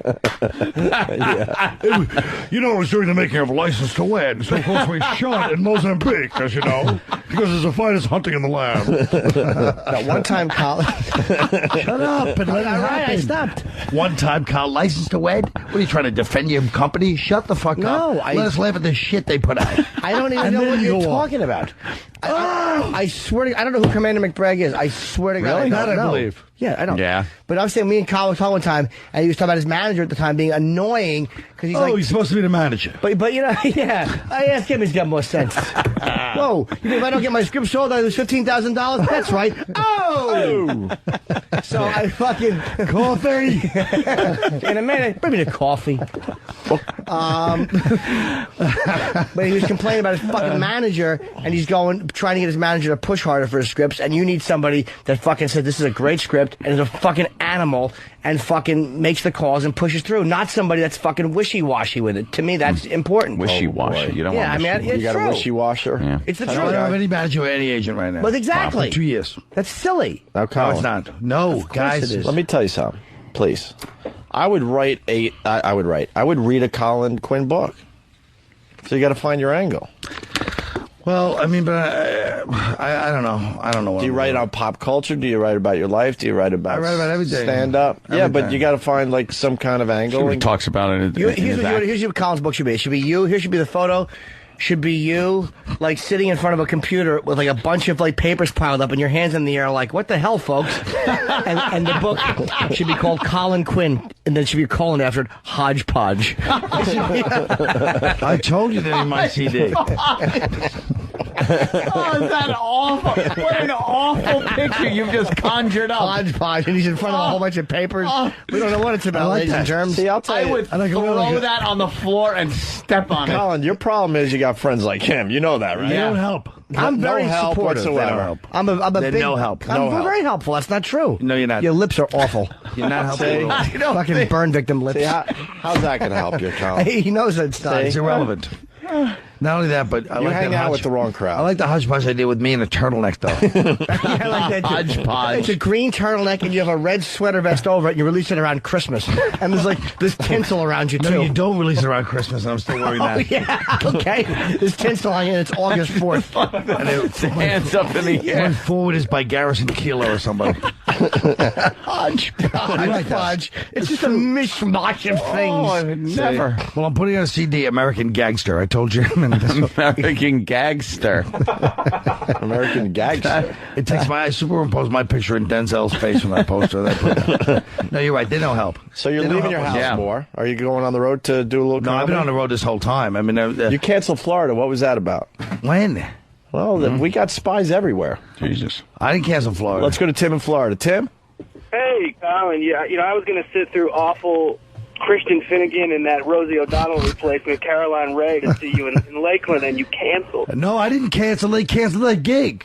Oh, did they? Yeah, sorry, yeah. Why? That was like last week. Yeah, you got to come back to Florida. They didn't cancel because of, I guess, lack of ticket sales or something. Did you guys go on the radio and promote? You got to get out there. Shut your mouth, stupid. There really is no support base with the people that you know and hang out with. The comics are the worst. They are the worst. No, we're not. No, you're terrible. And the truth is, I was always very, You should too move. supportive of You all should of move my- and Yeah. change your name. I'm done with them. Move What's and that? change your name. What? You think so? Yeah, get away from these Well, guys. I actually have an idea for They're a not name good that's for kind of you. hip. Ken Fresno. That's good. What are you going to do, weather? Pretty good. I was like an action hero name. Ken Fresno. That is instantly a new name on the message board. And now, Ken Fresno. And now with your 5-day forecast, it's Ken Fresno. Well, he had names for me and Voss, too. Yeah. Like what the names we should tour under, and mine was Little Pete Ferguson. This was Little Pete Ferguson. And Voss was, is this the perfect name for Voss? Ronnie Garcia. But he has to go to the rat tail back. He has to go to the rat tail back. And Keith, I had names for Keith. What the hell is Keith? Well, yeah. Starts with an N. It's one word. You got to leave this negativity behind. Yeah, what do you mean you've been too supportive of us? We're all supportive of you. What are you talking about? Every up. interview I do, I talk about you. No, I won't shush. I'm going to finish my point. That's what Voss says. I support you on every radio. Shut up. What's Voss? No one listens to Voss. No one can understand him. There's no... I don't care that you say positive things about me when you... Positive things? You fucking Pedro mumbling fuck zilch. knuckle in, Butte, Montana doing your shitty game. Positive things? Fucking... This is support. I know. Listen to the two of them. Well, what am I The going to do? guy was hanging off a railing 36 stories up. I know, with This those is not fucking awful helping. sea bass stomach fish hands. By the way, By the way, little fishy sea bass belly hands make me sick. You're awful to each other. Yeah, that doesn't help You things. two are horrible to each other. And you know, Jerry Springer says every day, be nice to each other. Yeah, He really We does. ignore that. That redeems the whole show as far as I'm Of concerned. course. Be nice to each other. Makes Why up don't for the you, how fighting. about this? How about this is going to be a challenge for both of you. How about you say something nice about each other? Who wants to start? We say plenty of nice things about We each say other. lots of nice things. We certainly do. All right. How about one? Colin, why don't you start? Something nice about Jimmy. Sincere. I thought that Jim's last HBO special was even funnier when he did it. You know, the first HBO special was funny. The second one he just did was even funnier when he did the same thing the second time. No, that's not true. I didn't see Okay. Oh, shit. Holy shit. See, they can't do it. No, I that's not true. They can't do it. I want to say They can't something do nice it. to Colin. All right. One nice thing, Jimmy. I saw your first HBO special, and oh wait, there was no second one. All right, I better move on. But I know he was trying to say something nice because halfway through he realized it. He goes, "Oh wait, These guys are scared. These guys are scared to show real feeling. That's not true. We do all the time. All right, We then, actually Colin, do. back to you. One nice thing about Jimmy. We're going to get this done today. Okay. that Jimmy doesn't have AIDS after all the sexual encounters." And I'll say this: if Colin was killed in a fire, I would be bothered. See? I'll say this. They hide behind their laughter. These guys can't show a real If Jimmy is comment. killed in an uprising during one of his management meetings Okay. in Paraguay, Paraguay, of all places. The great white hunter with Buana. his agent Buana. You two. Well, that's not true. I think that we say a lot of nice things. I say a lot just of think nice things. comics are really incapable of yeah. sharing sincere emotion with each other You'd be without having to throw in a surprised what- zinger. You'd be surprised what Jim Tazoa is capable of emotion-wise. Equating him with some type of sperm, I believe. Yes. I don't know what. I bet you this is Jim like that. sleeps in a petri dish. I honestly think that these guys cannot do it. That's not true. Well, that's like, what if we told you and Anthony? Anthony to do it? You wouldn't Exactly. do it I either. said it all the time. What? What do you say? I love you, man? Like a Budweiser commercial? Yeah. It's got to be like the punch on the arm. It can never just be sweet. We've definitely said nice things about each other on the air. You guys cannot do it on the air. Sure we can. Yeah, we can. Colin, back to you. Sure we can. One nice thing about Jimmy, and then we could go back to trashing each other. Jimmy is a very, very smart, funny comic, and really brought a whole new, refreshing, mindset to comedy. Whoa. Stop there. Oh, yeah. Stop there. I know you're chomping. I'm not. I'm He's done. chomping. And I will say something nice about Colin. Okay. He is perceptive, and he is good at speaking the truth about funny guys. No, come on, how many good things? I love Colin. He's the funniest guy I know. I mean, I fucking said that a million Colin times. is playing along, Jimmy. Come on. This will help Colin Quinn. He's in deep depression here. But Colin knows that. Colin, there's not an interview I do, regardless of the size of the paper, where I don't say, when they say about comedy and stuff, I say Colin's the funniest guy in the business. I always say that. He's the guy that makes me laugh. I've read he that. makes me laugh harder than anybody else doing stand-up comedy. I say that all the time. Now I got to say this. I hate you guys because you ruined our bit. But we could have continued with this for another 10 minutes. No, we wasted a lot of time on this. It's going to be fucking vile again. I mean, what do you think? It's going to be a love fest? I'm looking at his hands. I want to fucking bite them. What's wrong with my hands? They're fucking horrendous. In the break, we said this because he was giving me the finger, and that liver spotted foot he holds up out of his sleeve. It looks like fucking olive loaf. I want to put your fucking hand between two pieces of white bread and watch Fat Bob Kelly eat it out of a plastic baggie. They had to go back into the safe zone. Yeah. No, people are really listening to this. How it's so uncomfortable for them to say something nice that they have to get right back into trashing. It was awkward and uncomfortable when they had to compliment each other. So they have to go right back. And now it's all I wasn't going back to it. It's all fun. Maybe Jim was, but I was happy to just sit here and say I never left it. Believe me, I never left it. It was only on pause while I said something nice. All I did was hit play again. Of course, we're going to say awful things about each other. Nobody wants to hear two comedians being nice. You're terrific. I don't think it was I don't think it was right that Bob Kelly got dragged into it about the pimento loaf. Neither did I. I pulled my back out trying to pull that pig anywhere.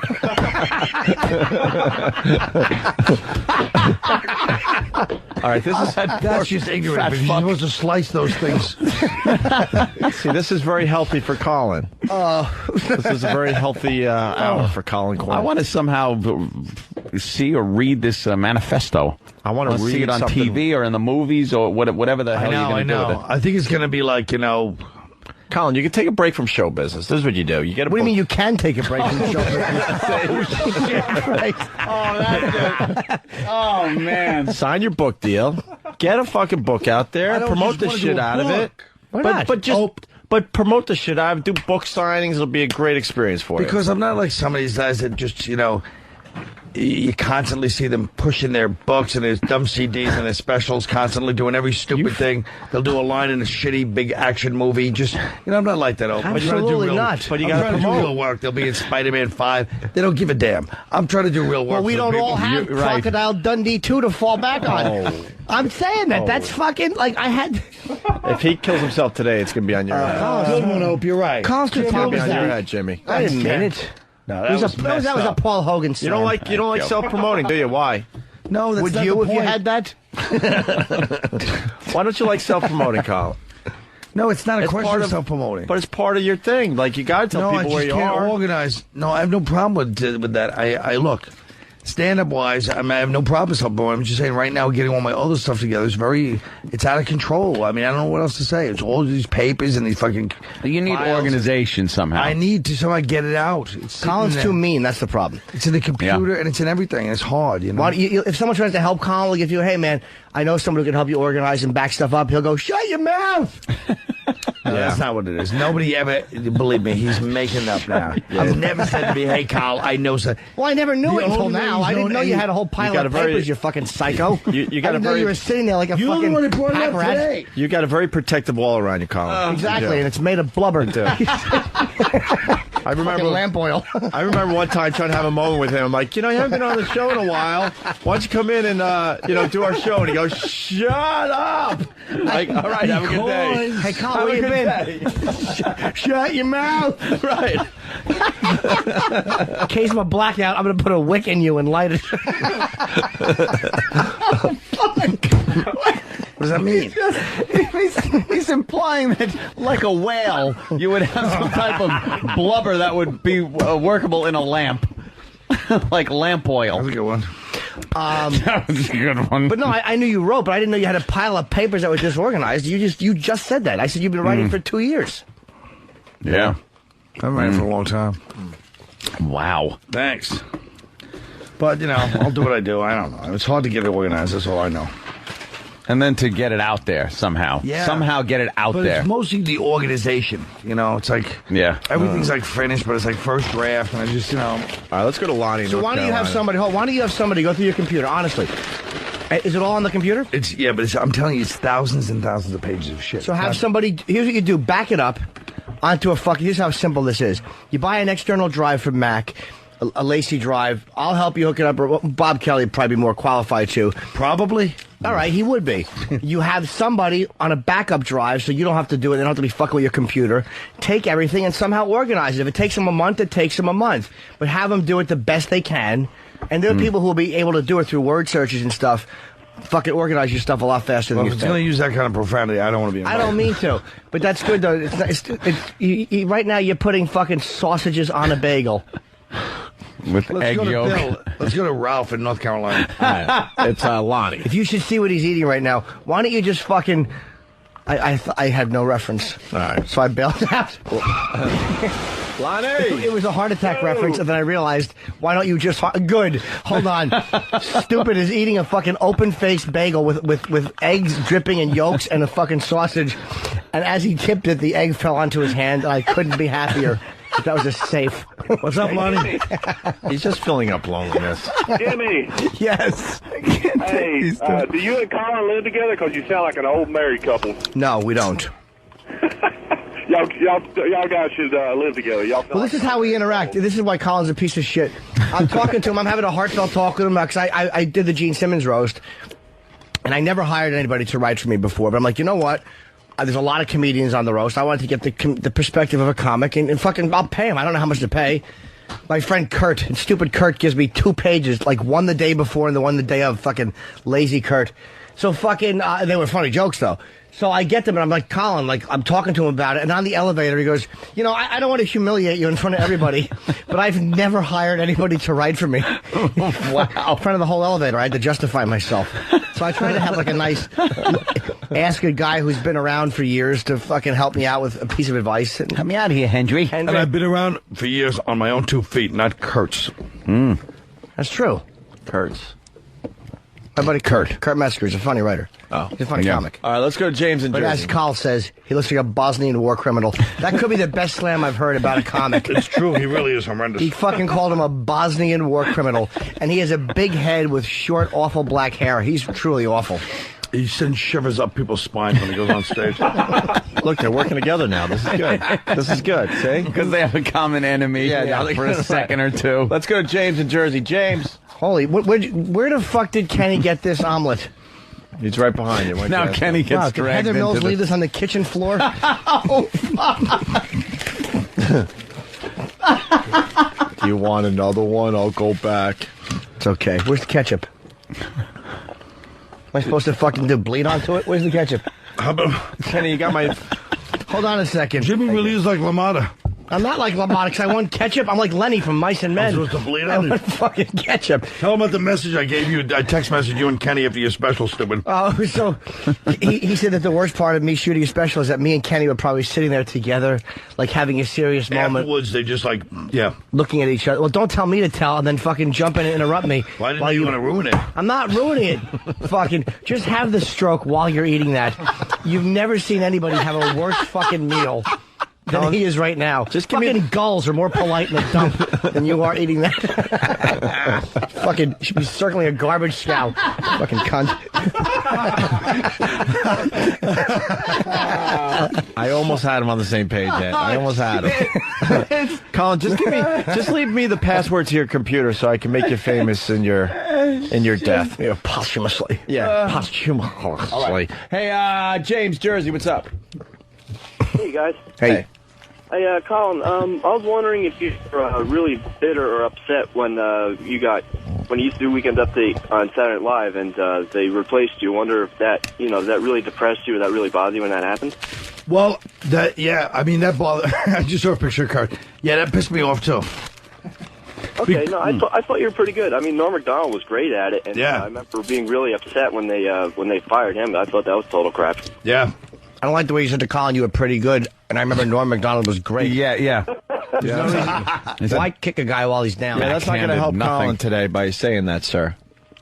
Oh, all right. Okay, thanks, guys. So hold on, Colin's what he said to me in the message was very funny. He texted me. He said the worst part is that me and Kenny were probably sitting there after the thing. And do you want to say what you did? Because I will fucking butcher the quote, but it was very funny. Now he tells him to tell the story. Why'd you wait for him to have a mouthful of food, Well, no, Jimmy? because if make it not, really what am I going tough to do? for Wait till him. 3 in the morning when he finally falls asleep?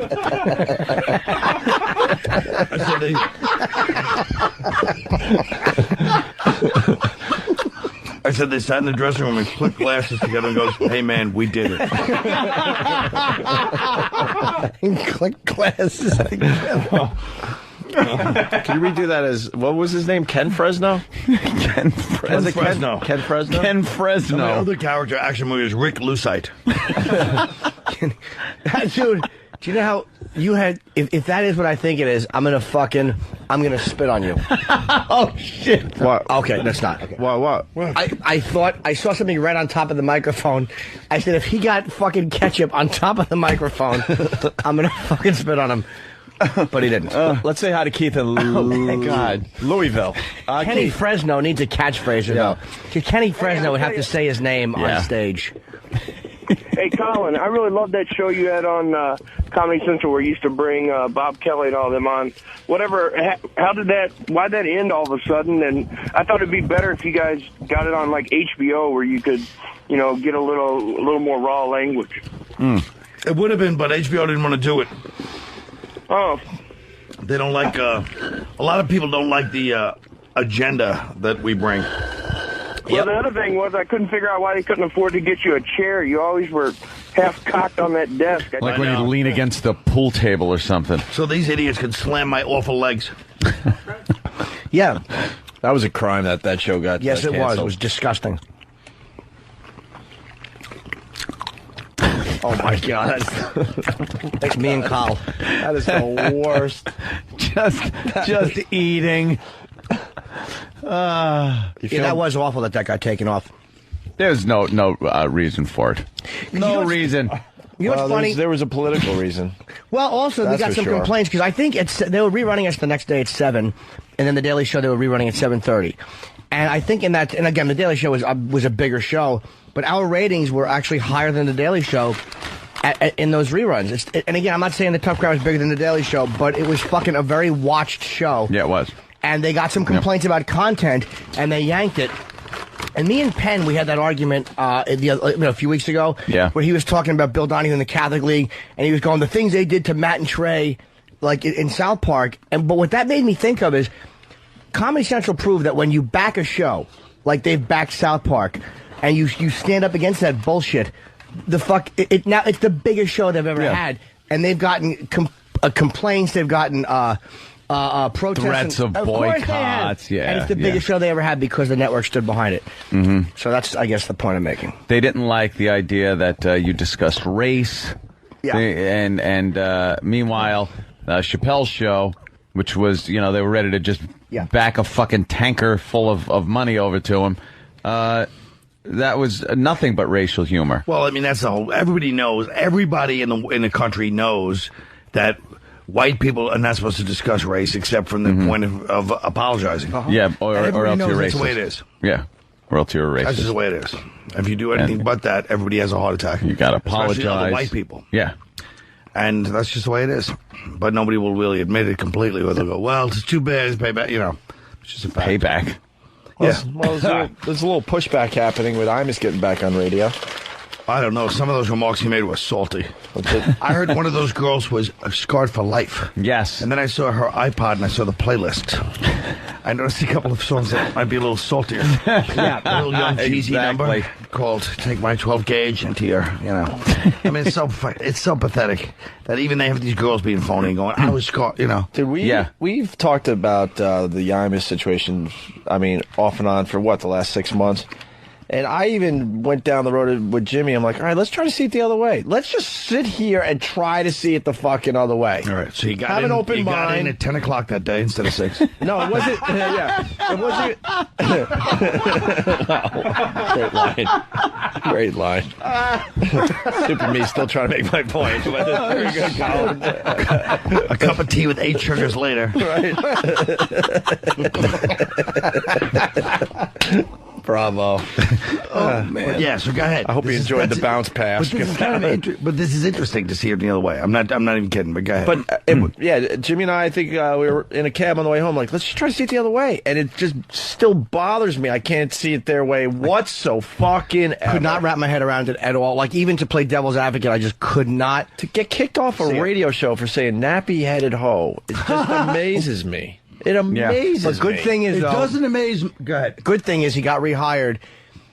And the bottom line, it's a great fucking thing that he got rehired, because people go, oh, so now we're going to have to deal with him on the other side. It was a terrible move to You know what he did in the end? He helped the Rutgers women's basketball team program, because there was an article a couple weeks ago that recruiting has never been better for that school because of what Imus said. He actually helped their program. In the end, it was a massive positive thing for the school and every single person that was on that team, including the coaches and the stupid mop lady. And all the mops the fucking floor after the game's over. And they got nice hats for all the girls, so you can't see their hair.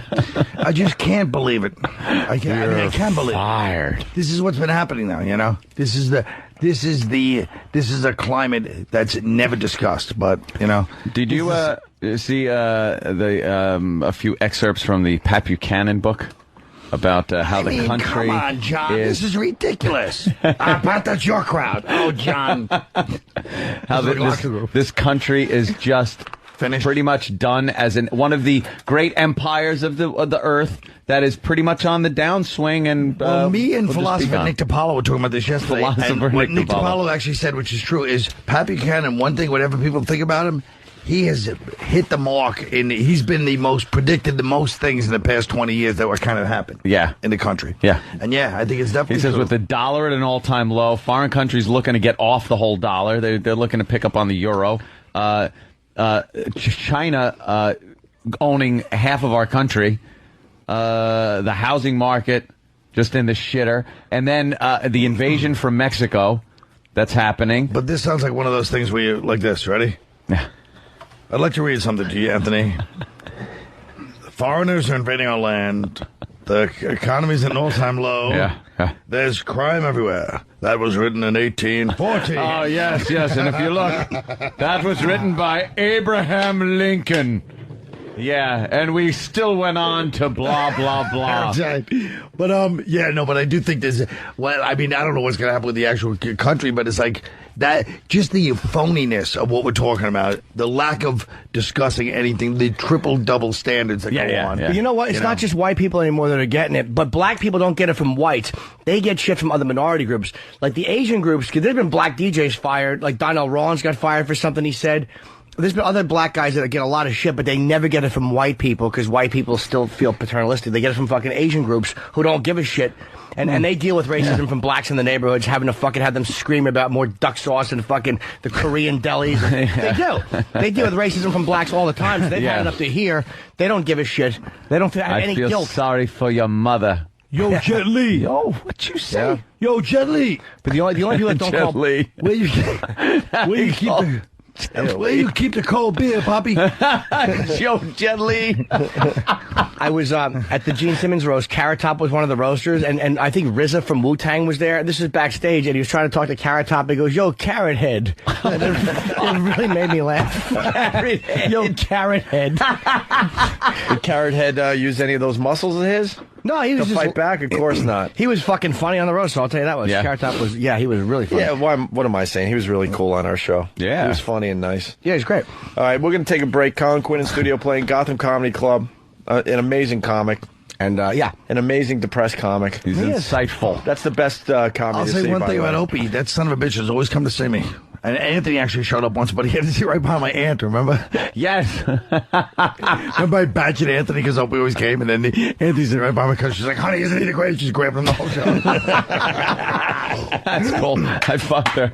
I'm teasing, of course. I remember back in the day when we met you for the first time, you were on the way to bet the horses, and every time we saw you after that was you betting horses. OTB. And then he was worried about us giving the tip out because he didn't want the odds going down that day. Oh, remember? Yeah. You were like, I got a great tip from my uncle or whatever it was. Cousin Dylan. And you were running to OTB. It was such a great tip. And you're like, fuck, I just told the biggest assholes in New York radio this great tip. Yeah. And you were panicking that we were going to go on the air that day. Odds were going to drop. Your spot and make it a 3-1 on you. But actually, they closed that OTB too, you know. Why? Around the corner of your house? Why? Oh, Ninth Avenue is really booming, Jim. I mean, you should get up there and try to invest. You're right there by. Take a brief walk on a Sunday after Lincoln Center, you cocksucker. And then you were trying to drag us into that world with you. Come on, let's go. Wanted to bet. I love that. Come on, let's go bet. Let's bet. That's Anthony's family bets the Trotters. They probably go to the dog track. Dude, Anthony looks like a highlight player. We look like a Basque highlight player. Wow. We did a gig at a dog track. We had protesters. We had protesters outside. Great. Why? We were just trying to make an extra $100 because we were making no money in radio. And on the weekend, we're like, could you guys do an appearance at the dog track? We're like, yeah, whatever. How much? It was like $100, $200 each. We're like, cool. That's some nice drinking money, right? We show up. There's a massive protest going on with our names on the sign. We're like, what the fuck? Yeah, thanks. What did we do? Actually, Jim's working a dog fight this weekend. We just want to North Fork Dog Fighting Association. No, that's New Year's Eve. It's an 8 o'clock show at the old Westbury Music Fair. If you want tickets, you go to Ticketmaster tomorrow morning at 9 a.m. Goes on sale. There you go. See? Hey, we just want to throw T-shirts out. You know, collect a couple $100, and we're dealing with fucking protesters, like throwing shit at our cars and stuff. Animal hater, right. The dog, and they're showing like they have signs with pictures of greyhounds with big open wounds on them, and those aren't the dog track dogs. Dog track dogs are treated very healthy. Well. Is there any strategy to when they can't run anymore? I think you have to speak to Cesar Milan. He knows about that stuff.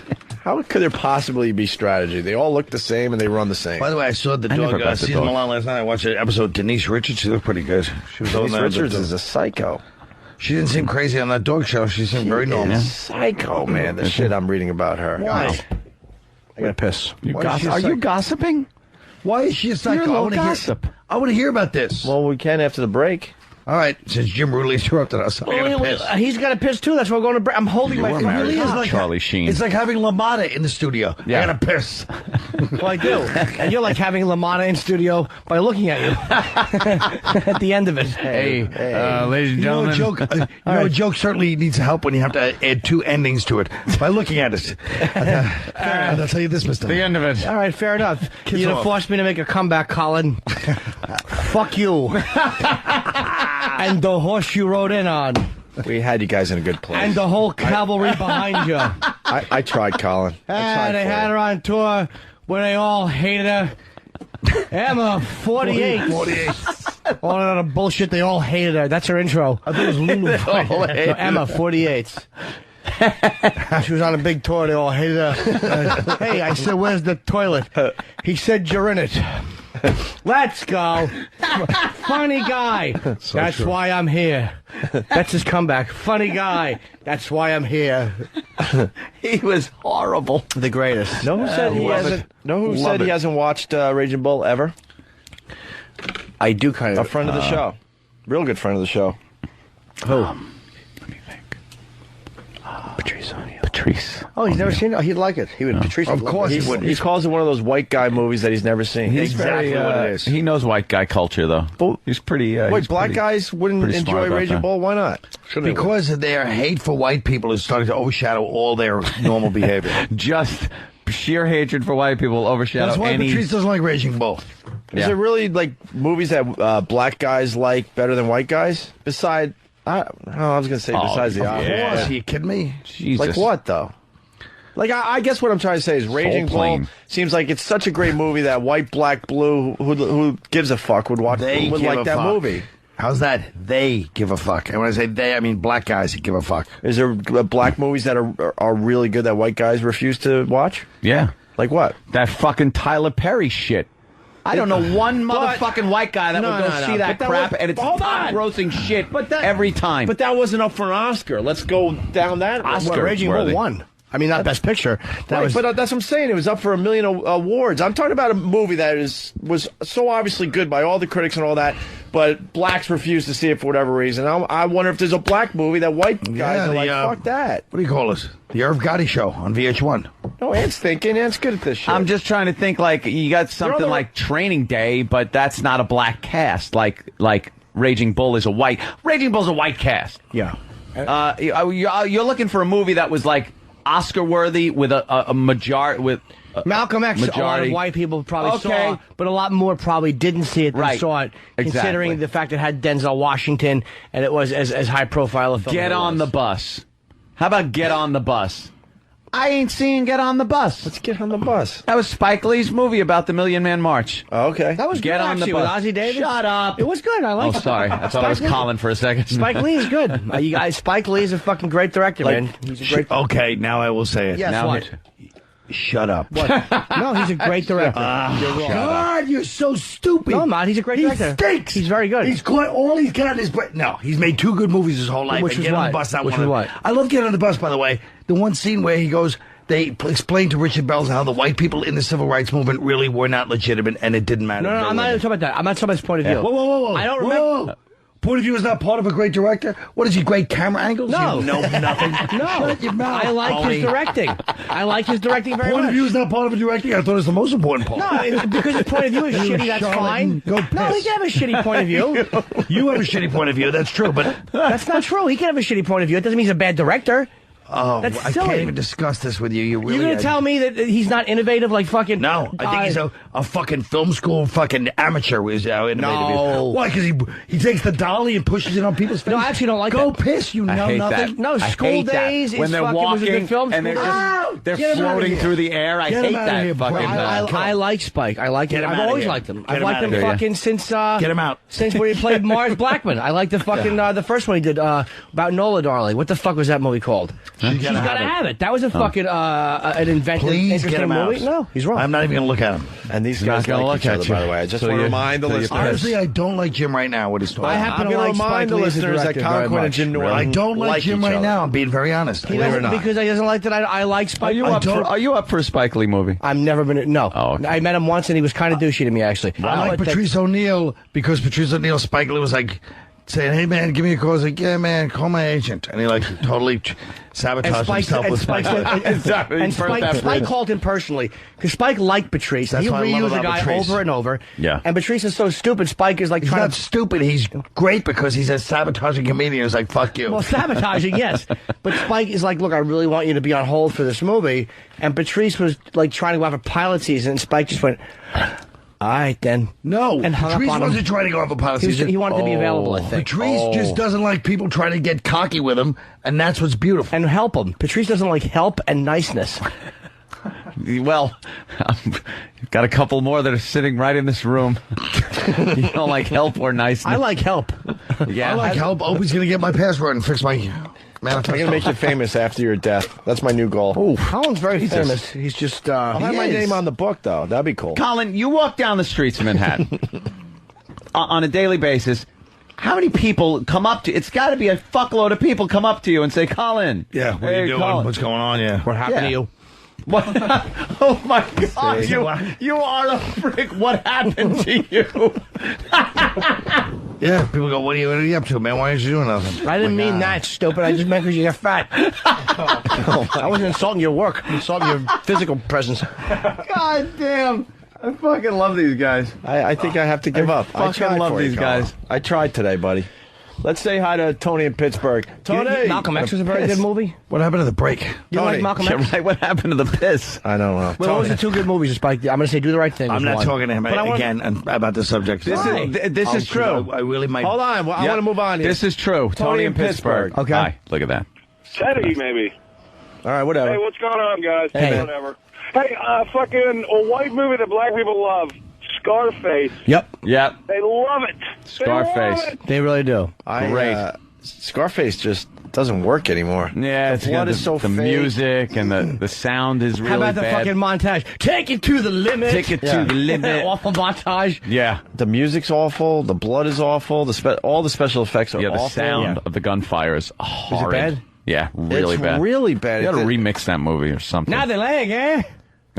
My fucking manager knows that guy. He's like a piano player. Of course he does. He's like a piano player. The Where guy do who you meet played him, Hector. Guam? No, I don't know. No, David, the older one. Oh, sorry. His name is Hector. He's like a fucking classical musician. The guy who played the fucking guy. We will pay him back in spades, Tommy. The guy who fell on his fell on his own chainsaw. That silly Yeah. goose. You call me a liar, Frank? Oh yeah, Mel Bernstein. Yeah. All right, we can fix that. Yeah. Like even after his shot, he's thinking, Wait a all right, wait a minute. Can't kill a cop. When he fucking goes, and we'd like to go to maybe you could throw in, every month. Yeah, every month. And we'd like to go take the little lady to England. 2 tickets, first class. Smile more, Tony. Every day above ground is a good one. After Frank gets shot and the cop's sitting there just like, hey, Tony, you know how it is. Yeah, he goes, I told him. Don't make no sense killing you. Fuck. Fucked up. Yeah. There you go. Woo, here it is. The montage. Nice. It's a montage. Nice. They're fucking dealing. Money's being counted. Take it to the limit. Buying cars and tigers. Yeah. Great The world shit. is yours. Yes. And he buys that fucking, what was she, Jewish? The one who played his Cuban sister? Yeah. With that fucking poofy hairdo? No, Fucking Gina's your Sam friend. I think Afro. she's No, tired. it's Isabella Rossellini. Is that her? wasn't. No, who No, is it? it's not. No, Anna Maria Alberghetti. Oh, okay. No, I don't Something know like that, who it right. was. Oh, whatever. Yeah, she was in something else. but I like can't Michelle remember. Pfeiffer. What was her name? Yes. What was her name? Well, hold on. I'm going to confirm. Michelle Pfeiffer was never better. She goes, you want kids? I don't know if there's a nanny, I guess. Who does this song, by the way? That voice sounded really familiar from every fucking movie that was in the 80s. Yeah. It sounded like Survivor, but it's not. Survivor? Who was it? Oh, forget it. Yeah, Michelle Pfeiffer was You're fucking trying to great. figure it out. The Babylon Club again, Frank. What a cunt. Fucking cunt. She did nothing but do coke and sleep all day, and she was criticizing where the guy wanted to go have a burger. Maybe the catcher in your little league team. Yeah. Who want to kill me? He hasn't gotten a base hit all year. I should kill him. Fucking idiot. Are we ready for leaks? Oh, yes, piss time. Mary Elizabeth Mastrantonio. The Opie and Anthony Show with Colin Quinn, who's going to be at Gotham Comedy Club starting tonight. We're up to Thursday, That's right, tonight. Yeah. Fuck, wow, where's the week going? I thought it was like Tuesday or Wednesday. Behind us. Yeah. But it was Just Tuesday goes and away. Wednesday the other day. It just was. Hey, Matter of days ago. got to At least I get... didn't fall asleep like some of you guests. I heard Patrice and Voss fell This asleep. week, now Jimmy was out for Monday, Tuesday, and Wednesday. I was in La La Land. Right, that's what they call it, the old left coast. What, Louisiana? Oh. And then we had our stand-ins, or sit-ins, whatever you want to call them. Our hack-ins. Fat Bob Kelly. He took up a couple of seats. And then Patrice came in and fell asleep. And then Rich came in yesterday and fell asleep. I got to tell you, though, something. You're trying to justify the fact that you fell asleep. I fell asleep I know what once. you're doing. Right here in this chair. I know what he's trying. Here's what I did. Let me show you my biggest mistake. Okay. I did this. I put my feet up, put the mic here, and went like this, and I was fucking exhausted. And then people are talking, the show's going on, and then I opened my eyes, everyone was gone, and this gentle music was playing. This gentle, like, music box music. They all left me, and all the listeners heard was... and the music. Yeah, we stuck out. Yeah. I was fucking like, and then I woke up like, huh? What? And I didn't know where I was. And then when it hit me that I'd fallen asleep during the show, was I just like, oh my God, I fucking fell asleep during the show. That is a And we had him on Pal Talks, everybody on the internet. Everyone on the internet got It's to been see. screen capped. It's all over the place. That is the funniest shit It ever. was horrific. There is something about this studio, I will say. The chairs, the blue lighting, the darkness. That is really funny. The chairs, lean back in that car. You'll feel, it's like, right? Oh, yeah. You could go right out in that. Oh, There's the music. incredible. Here it is. This was the actual music that day? And here's what they heard. Wait. Not a snore, but just a like kind of heavy breathing. Right.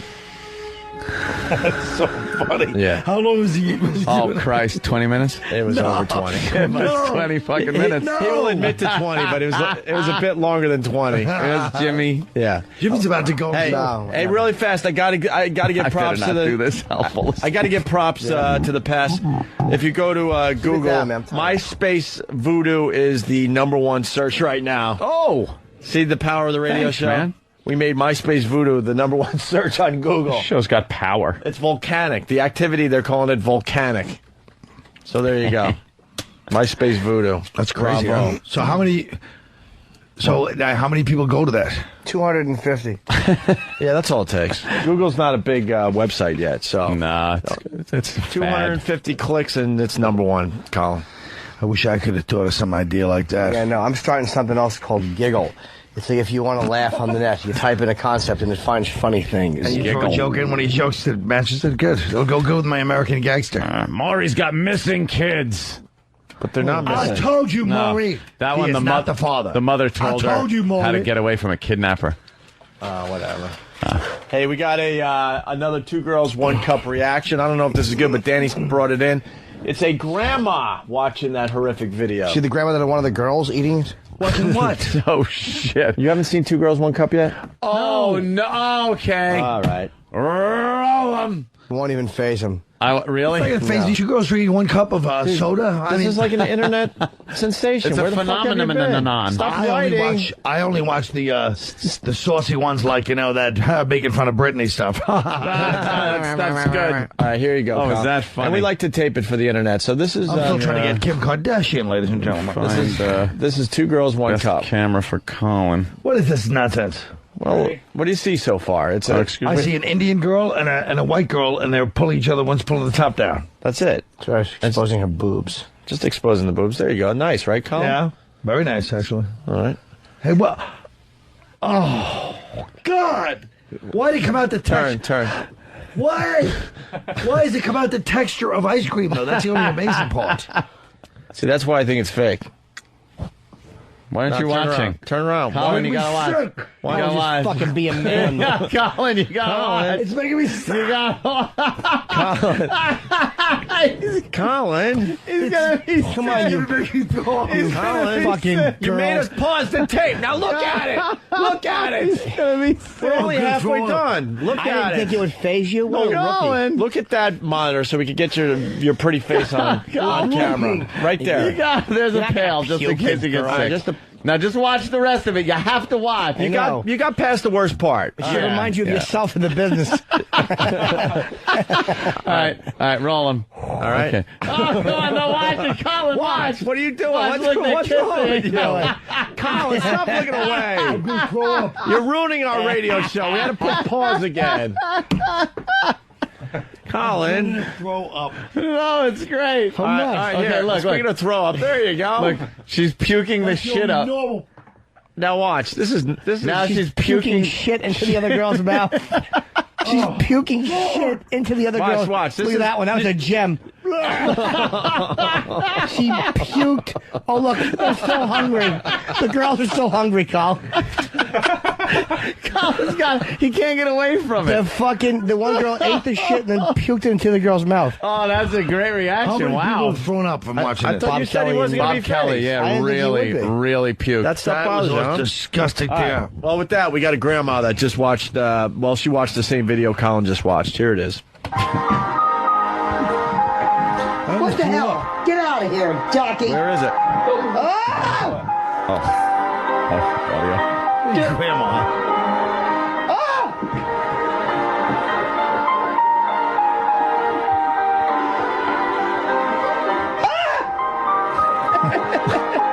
Oh, no, no. No, I can't.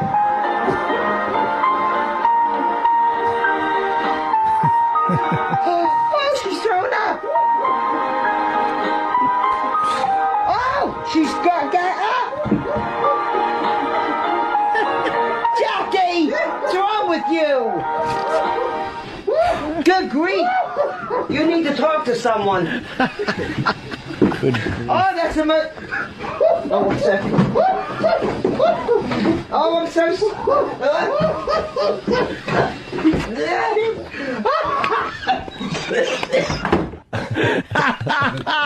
What's the deal on that, Danny? Well, the clip ends with her running into the bathroom gagging.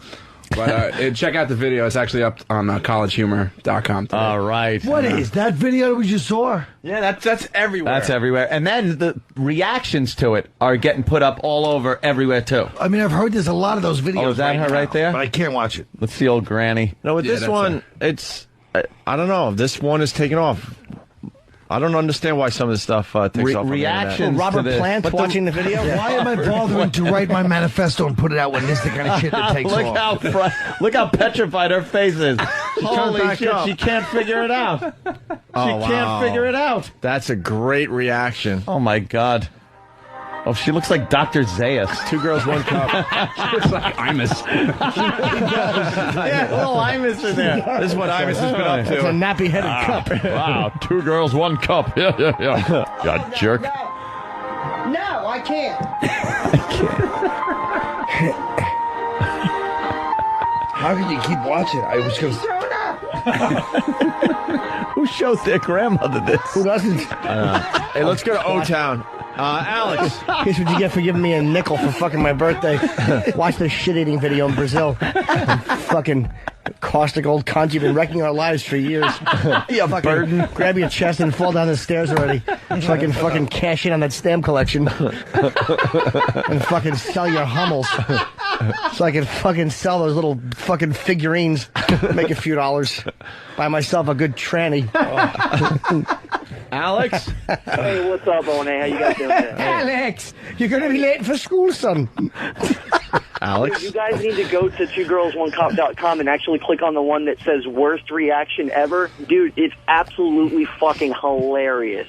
You can hear the chick, like, just, like, you can hear her heaving and shit in the background, and she actually throws up. It's absolutely fucking hilarious, dude. And it's just a chick watching it? Yeah, she's watching it, but she sets up the camera like the rest of the reaction videos, whatever. But dude, you can hear her heaving, and it's just so fucking funny, dude. She puts her hand up in the middle of it, and you can tell it's real. You can tell it's very real. It's fucking great, dude. All right, cool. What is that behind you? What are they doing on this one? This is 2 girls, 1 finger.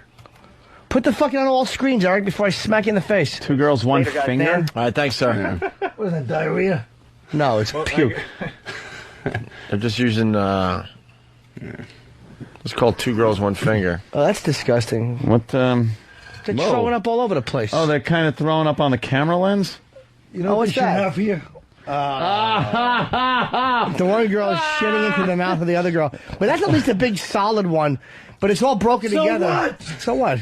Those feel better in your mouth, believe me. Oh, God, look at this. Look, they're transferring it back. Sharing it. It looks like an eel going from cave to cave. I'm hiding. Oh, and then there's shitty spit all between. Oh. Now, this Asian girl is covered with shit. The duty was hiding in between, like, one mouth to the other. It was like, the duty. I'm going to hide here. Duty. The duty was playing hide and seek. It looked like a Tool video. Yeah, it looked like sober. So they're pushing sober? pushing it through the pipe. Right on, man. All right. Oh, MFX, these are the best. Speaking of internet sensations, we got the cherry chocolate rain thing. This is ridiculous. Danny, you want to explain this one too? Oh, this is just this is an abomination. Danny didn't pull this one. This is Tay Zonde, the original artist of Chocolate Rain. Chocolate rain. That guy, yeah. Selling out officially. He kind of had to, but this is the official moment where Tay Zonde sells Well, what else out. was he going to do with that dumb That's song? what I said. Yeah, that's true. It's like, wow, man, he lost his fucking dignity that he had. I don't think he's going to be selling concert tickets as the chocolate rain guy. No. So this is the only way that he could have went. What do you mean, cherry? Oh, okay. He's endorsing what? Cherry chocolate Dr. Pepper? Yeah. Something like that. Let's take a listen to this. Cherry chocolate rain. I love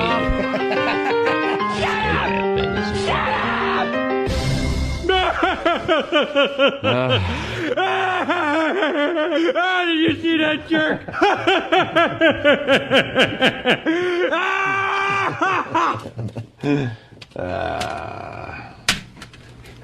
Well, there you go. Barry from Pittsburgh. He lingers longer. Tay learns the art of shoehorning lyrics. Yep.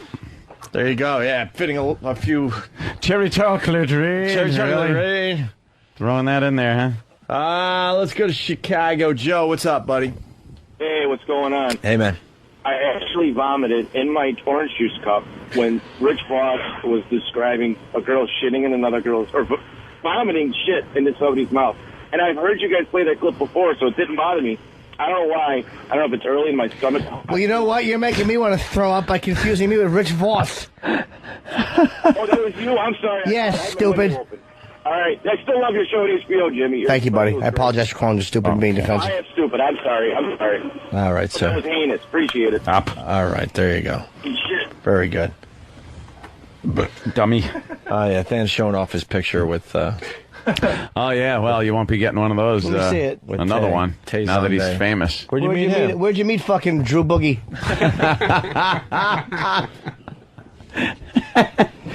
He did some corporate party that my girl was a part of. Corporate party? What did he do? Sing Chocolate Rain for an hour? Pretty much. It was a 30-minute set, and you've never seen a bigger sea of indifferent white faces until he actually got to the big hit. Chocolate Rain. Did he close with it? Oh, yeah. Of course. Yeah. What other songs did he do?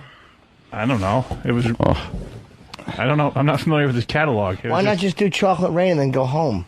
Because he's an artist. What they all do? Did they all sing along when he would say Chocolate Rain? Yeah, I think so, yeah. I hate whatever company she works for.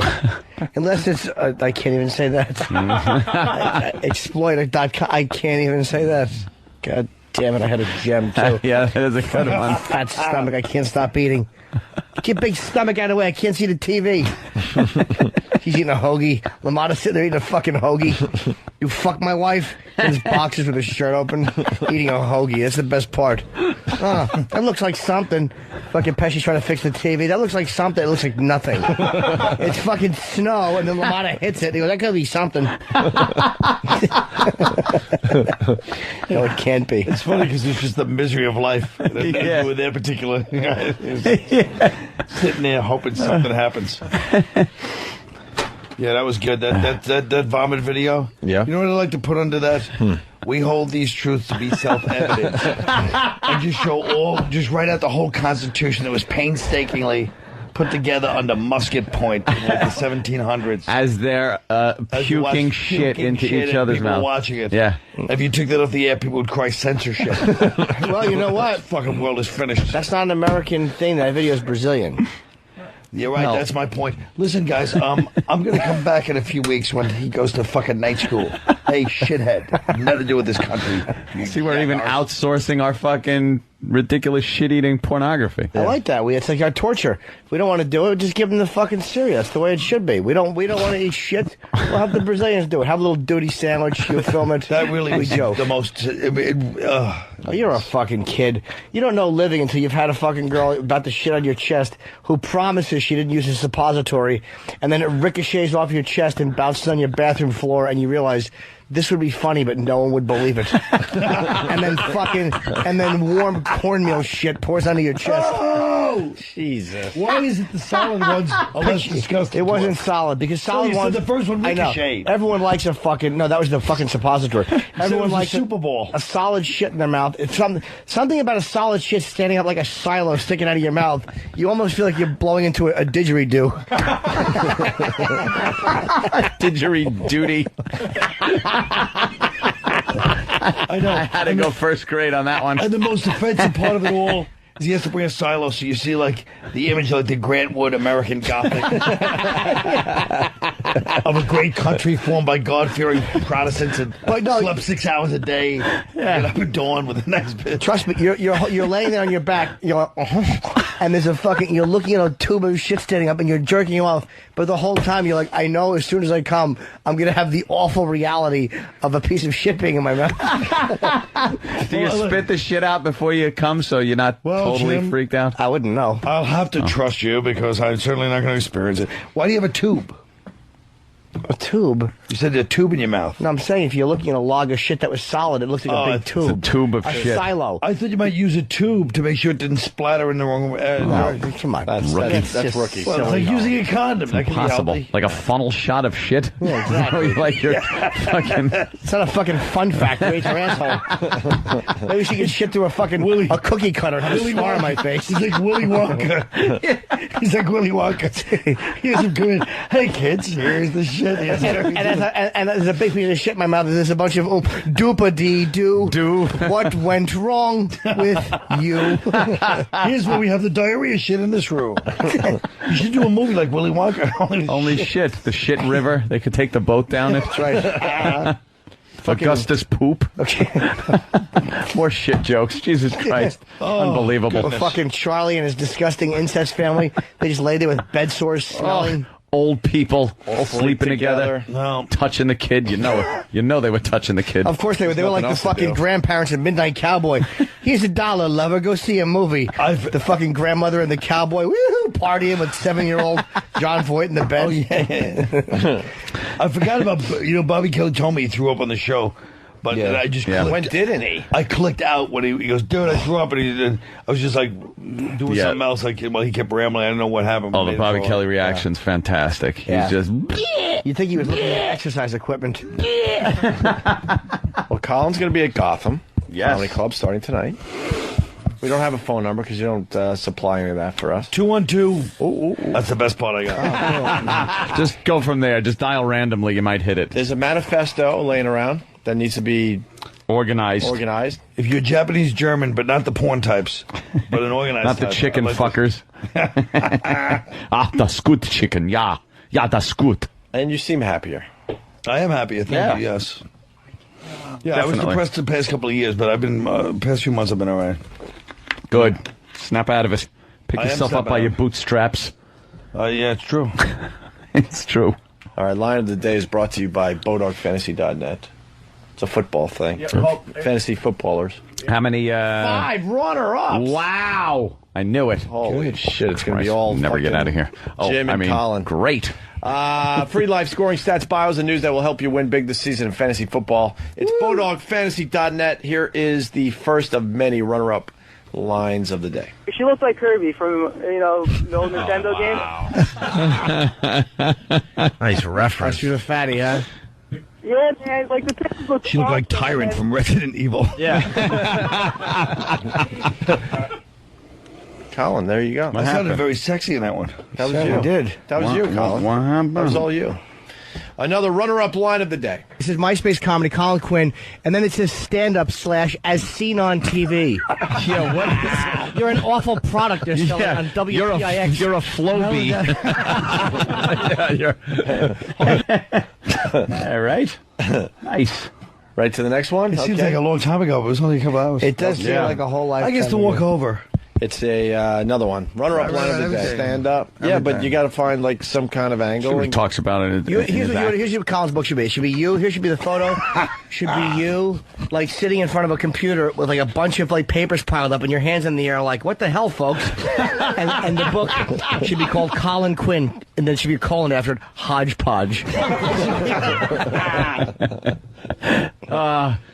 Just when that image was out of my head, now it's back in. Too. That horrible cover with the green turtleneck, with the red Christmas colored sweater vest, and like pointy glasses and a light beard. You don't know how vividly I picture that. Really, I know. I Thank could God. totally see it. Hodgepodge. Hodgepodge. Huh, what am I going to do? If I had that image vividly, I'd probably kill myself. I would jump. You off wouldn't the grab the rail. Here's another runner-up line of the day. We've talked about the Imus situation, off and on for the last 6 months.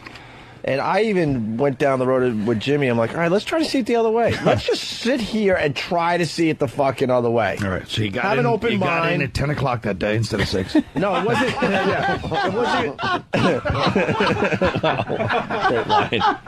Great line.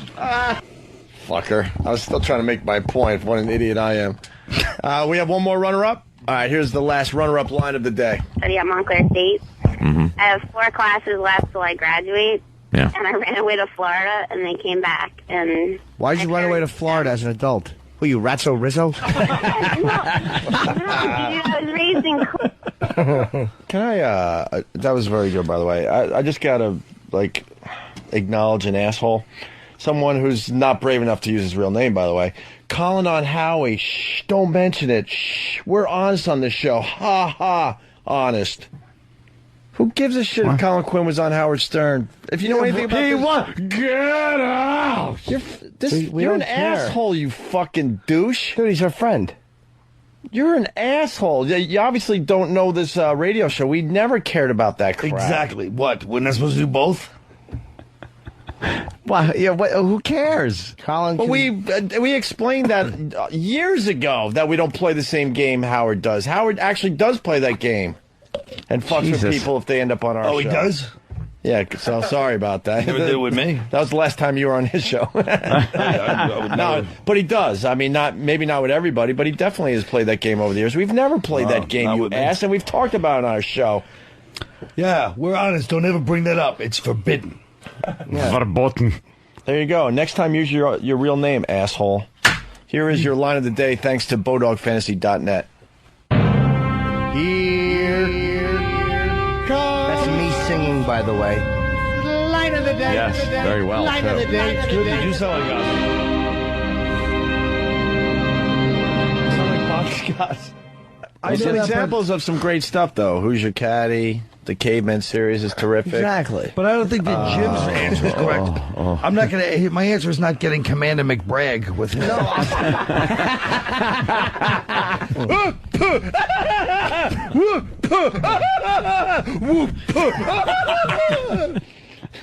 And the best part of the line of the day is Jim didn't get it because he's too young. I didn't.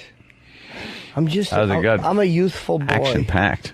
Sometimes I don't get things because I'm youthful. Yeah. I want to thank Ken Fresno. Ken Fresno. Ken Fresno for stopping by today. And my girlfriend, Cristobal San Antonio. And we have to remind people that the way to end this year properly.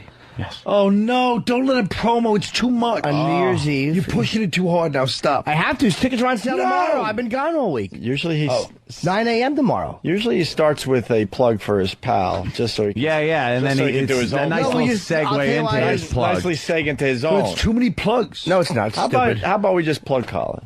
How about we plug Colin full of fucking dick? How about that? We give Colin. How about that? Should have been the line of the week when he goes, Bob Kelly's mouth with the black cock. What do you say? I don't know. Yeah, fuck but him I in thought the my mouth. elephant tissue paper line was a damn good one too. That was good too. But fucking. But how many are we going to have, for fuck's sake? But fucking onion paper if I'm really old. And then I could have. Tickets on sale 9 a.m. tomorrow at Ticketmaster for New Year's Eve. It's Westbury Music Fair, which is called the North Fork Theater. Why do they call it that, Jimmy? I think because South Spoon was taken. I do a lot of wordplay humor. And this is a different hour than HBO, by the way. You have an opening act? I will, yes. I say you go with a couple of singers. What about Richie Voss? Well, we both know he's open. I could call Voss December 30th and he'd be available. There's no rush to book Voss. If you said you want to work New Year, he'll go, yeah, what days? I'm open the whole year. Hey, listen, the number for Gotham for Colin Quinn is 212-367-9000. Another thing, I guess XM fucked up one of our fan sites and got a lawyer involved, so they need a plug. XMRadioGold.com. What happened? They got a fucking cease and desist from XM, I guess. Why? So I guess they're now called Radio Gold Fan or Fans.com. We'll sue you. Well, they're trying to start up a nice, friendly, fan site, and XM kind of fucked them a little bit. They actually tried to shut him down. That's a good one. They sent him I guess they sent him a letter. Well, did they? From legal. We had nothing to do with that. Was it really them? Because sometimes competing message boards will conjure up a fake cease and desist. They spelled cease, S-E-A-S-E. Isn't that how it's spelled? No, it's spelled little cease. But wait a minute. Yeah. They just had to change the name of their board? Because if you go to XM Radio Gold... It redirects to Radio Gold. Oh, it just redirects. So they're still okay, but XM did get involved. So XMRadioGold.com is now RadioGoldFans.com. Oh, I don't know. They're trying to get off the ground, so we're trying to help them out a little bit. The whole thing is just drives you batty. I'm going to start a thing. Quadruple A, ColinQuinn.com. This is why I'm the first one on the phone book. Phone book. A, Colin Quinn. They don't even hand out phone books anymore. Phone book. The first one in the phone book. No one uses phone books. I actually, they still deliver phone books for some reason, and I'm one of those like asshole fucking homeowners that just leave it in the driveway. And it got all rained on, and I ran it over 20 times, and like all my Jewish neighbors have meticulously kept houses and everything, and I'm there with this like streak of paper and tire marks up my driveway. Phone books. I finally picked it up the other day, but when I was a kid, this cop on our block, we were talking to my friend, and we were talking Serpico, just came out with little kids, and he goes, yeah, I was in that precinct. We used to crack them with the phone books, so it wouldn't leave any marks, but it was never that bad. These beat guys with phone books. Beat guys with the phone book. Yeah, that's good because then you wouldn't leave any big bruises, and you could send them out maybe a broken rib or something. Work them over to old school. All right, we're out, Colin. Thank you. Thanks, yes, guys. Colin Quinn, always a pleasure. You look good. You look good. It was Keep fun. It up. Yeah. Keep it up. And come back. Jimmy Norton. Don't be a stranger. I'll come back with my manifesto. Like I said, I haven't come around a lot because I feel like, what is there to talk about? How I was sitting in my house, but now... and next time I see you out and about, I go, hey, you got to come on our show. Don't go, shut your fucking mouth. That was a long time ago. It's not going to help your career. Shut your mouth. Opie, shut your mouth. Just take it as a real thing that I wanted you back on the show. Yeah, Carl, can't people be nice to you? You're very defensive. Why don't you shut I'm not defensive.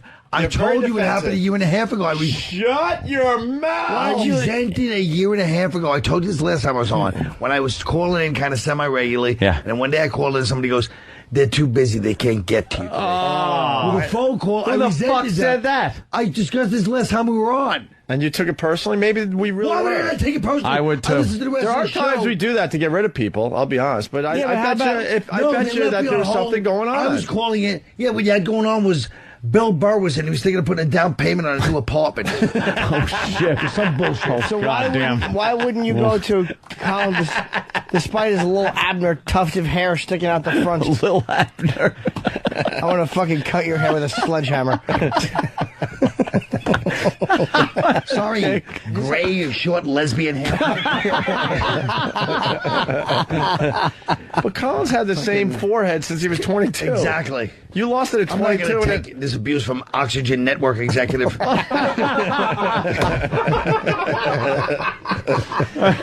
You're one of those guys, you quickly start losing your hair, and then out of nowhere it stopped, and it's been the I same was place. hair when I was like 23. You're right. 23. That's exactly right. I remember you from remote It's control. never changed. That was it. That was it. He'll tell you. Yeah.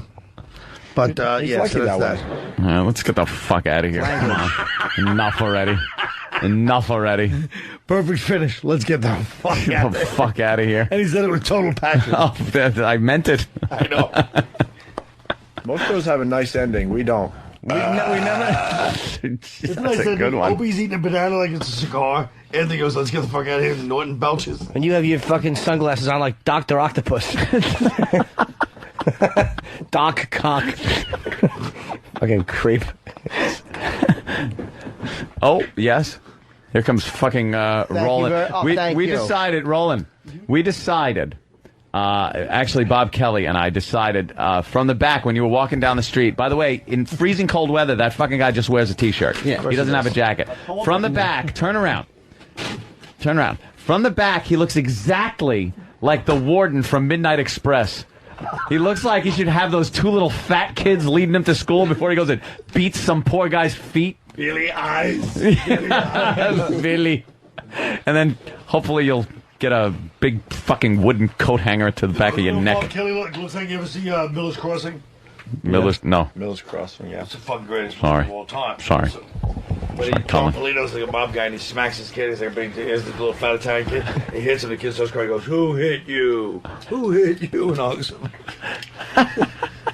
You got your movie, Jimmy? I do, thank you. Nice. We have Guy Ritchie coming in tomorrow and Jason Statham on the terrestrial side. So I wanted to promote their movie, but I didn't have a copy to watch myself. Now we can watch it. The way you obviously got an eye for directing, so I think... Yes, it's great to have you back, Jimmy Norton. Oh, and it's back. good to be back, AC. Welcome back to the program. Thank you. Program. Speaking of program, Get my Where's my truck? I gotta fucking piss again. This big cock of mine holds a lot of urine. What do we got, Dan? Something? I thought you did. Do we? Tomorrow. What? Tomorrow what? Everything gets pushed off. The sun'll come out. Come on, Jimmy. Tomorrow. That's right. You gotta lay in bed and die of cancer tomorrow. Like Yul Brenner. You won't be waking up tomorrow because you're a lot of cigarettes that you smoked yesterday. Now you're just a corpse. Oh, you used to be fun in the sun to talk to, but now you're shitting in your bed, and your head is full of mush like Lyle Alzado. Oh, you're going to be dead by tomorrow. Who's this fat cunt on Jerry Springer? Holy fuck. You know, if someone's that fat in public, you should be able to just to stab them. Fucking... I always see Jimmy dressed in this kind of outfit. Like Ellen DeGeneres? What's wrong with that? I would look kind of cute with a t-shirt with a suit. I'd look kind of sassy, like I was a fucking college guy. All right, Steve, we got anything to go over? No. We're done, How come you didn't call me back? I called you. I wrote you. Okay. Well, I called you twice. You didn't call me No, back. you didn't. You called me once. I called you twice. More. Not true. Just a little conversation. That's all right. Steve doesn't call people back. Why shouldn't we just be on the Here's how air? you end the show. Okay. Thanks a lot. Ooh. See, here's the problem. No, we didn't Before like it. the world of business, when a guy like Steve got lippy with, a guy like Norton got lippy with a guy like Steve, you'd be able to fling him across the room. Absolutely true. Yeah. Well, that's Not we're in allowed the to world do of that business anymore. now. You can't do that anymore. No. You Too can't bad. do that. All right. Why does nobody leave? Gentlemen. Just point at that guy and we're out. Just one guy point and we're out. Yeah. I'm going to piss. Okay, that's all we got to do? Good night, boys.